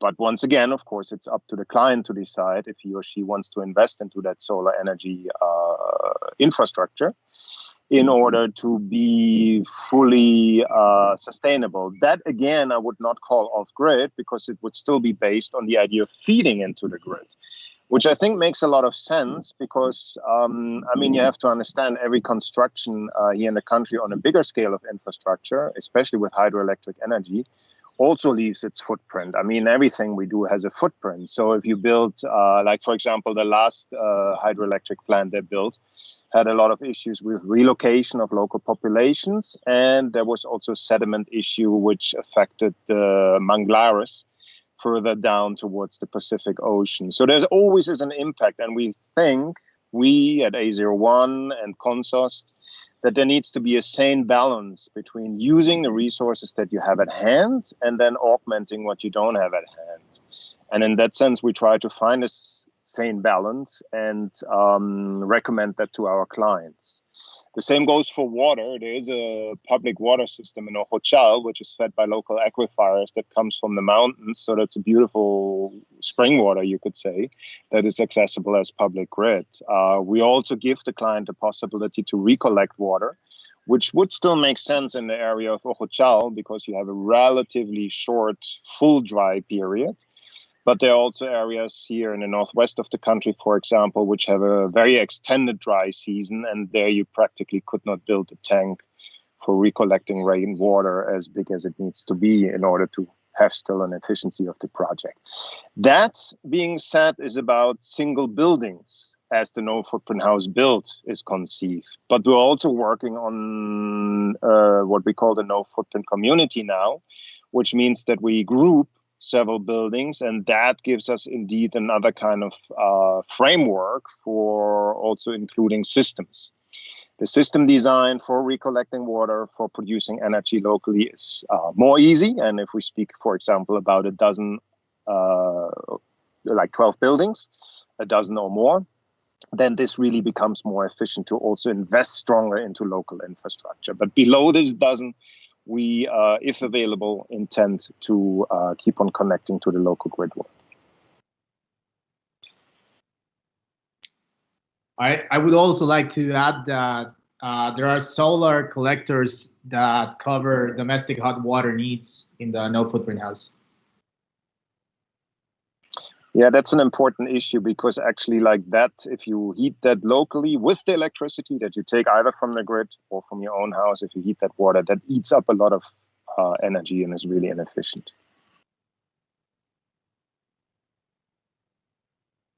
No, I think that was a pretty detailed answer. I hope that helped you gain insight, Anurag, further.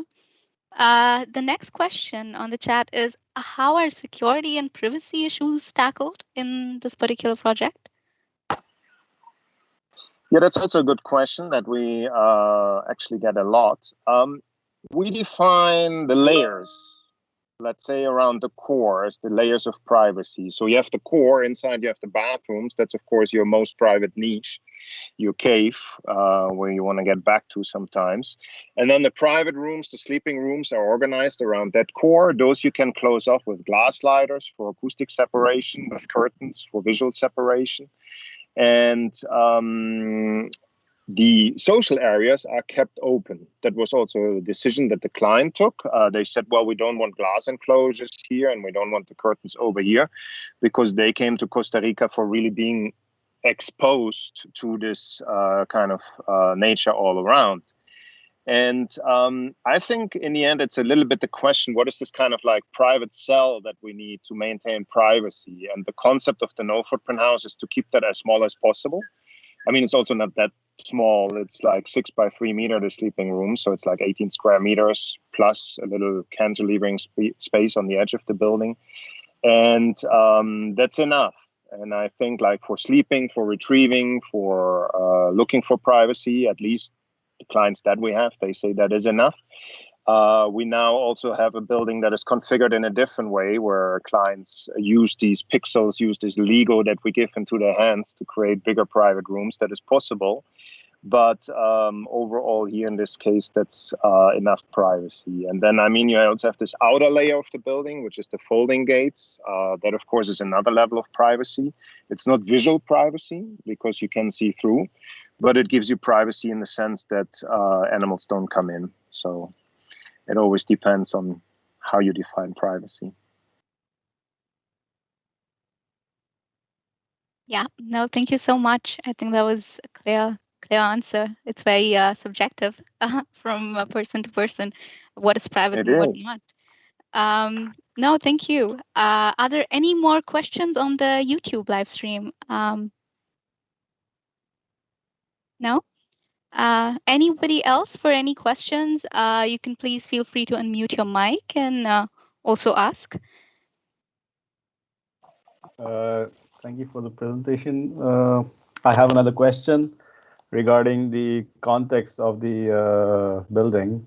Is this building only suited for a particular context where you see only greenery around, or do you see it also in a semi-rural area with other buildings around it as well? Because in that case, probably the design strategy would change, right? Yes, absolutely. And also, especially that question I like very much. Let's say the building as built is the classic typology of a villa. It's like a building outside in the countryside that can be enjoyed in a rural environment.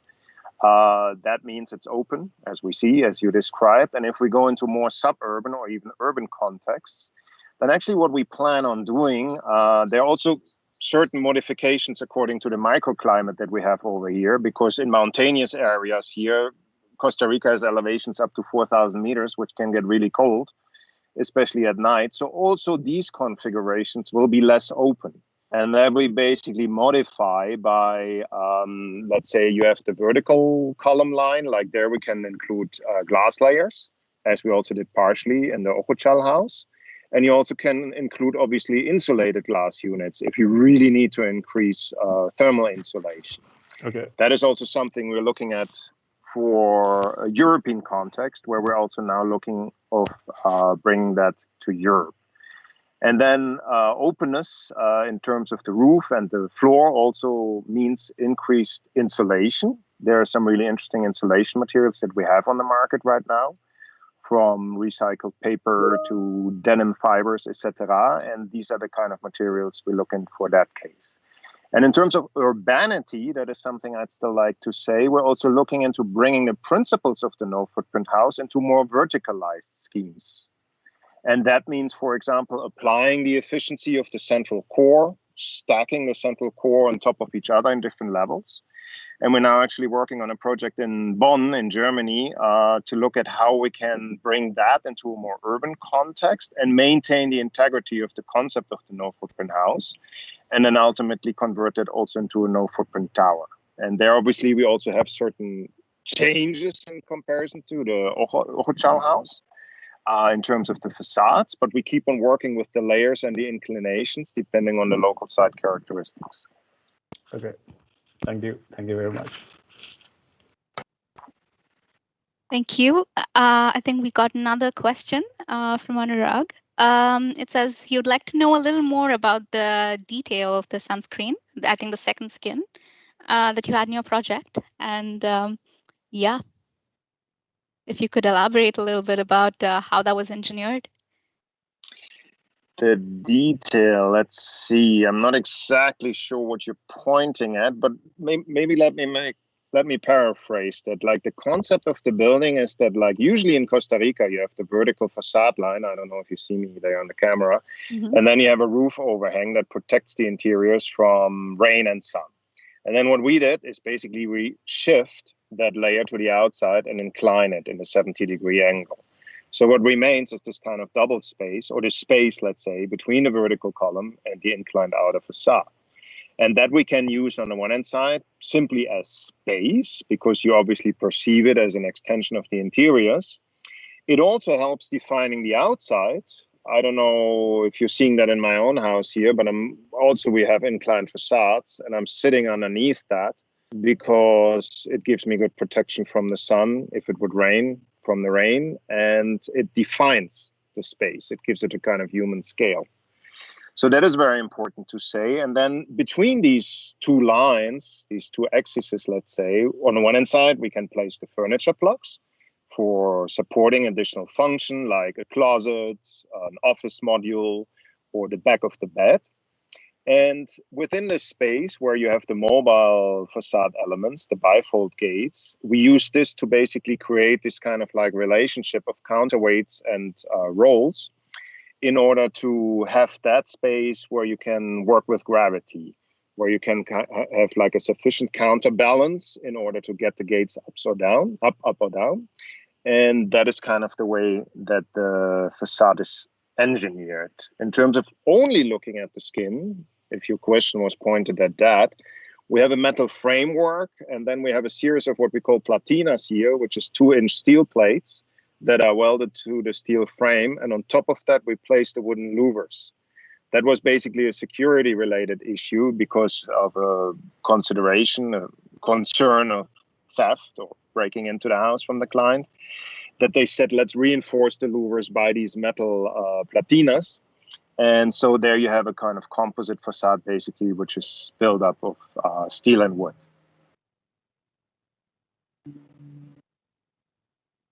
Yeah, thank you. I think that was again clear. Thank you so much. I think since there are no more questions, we could conclude.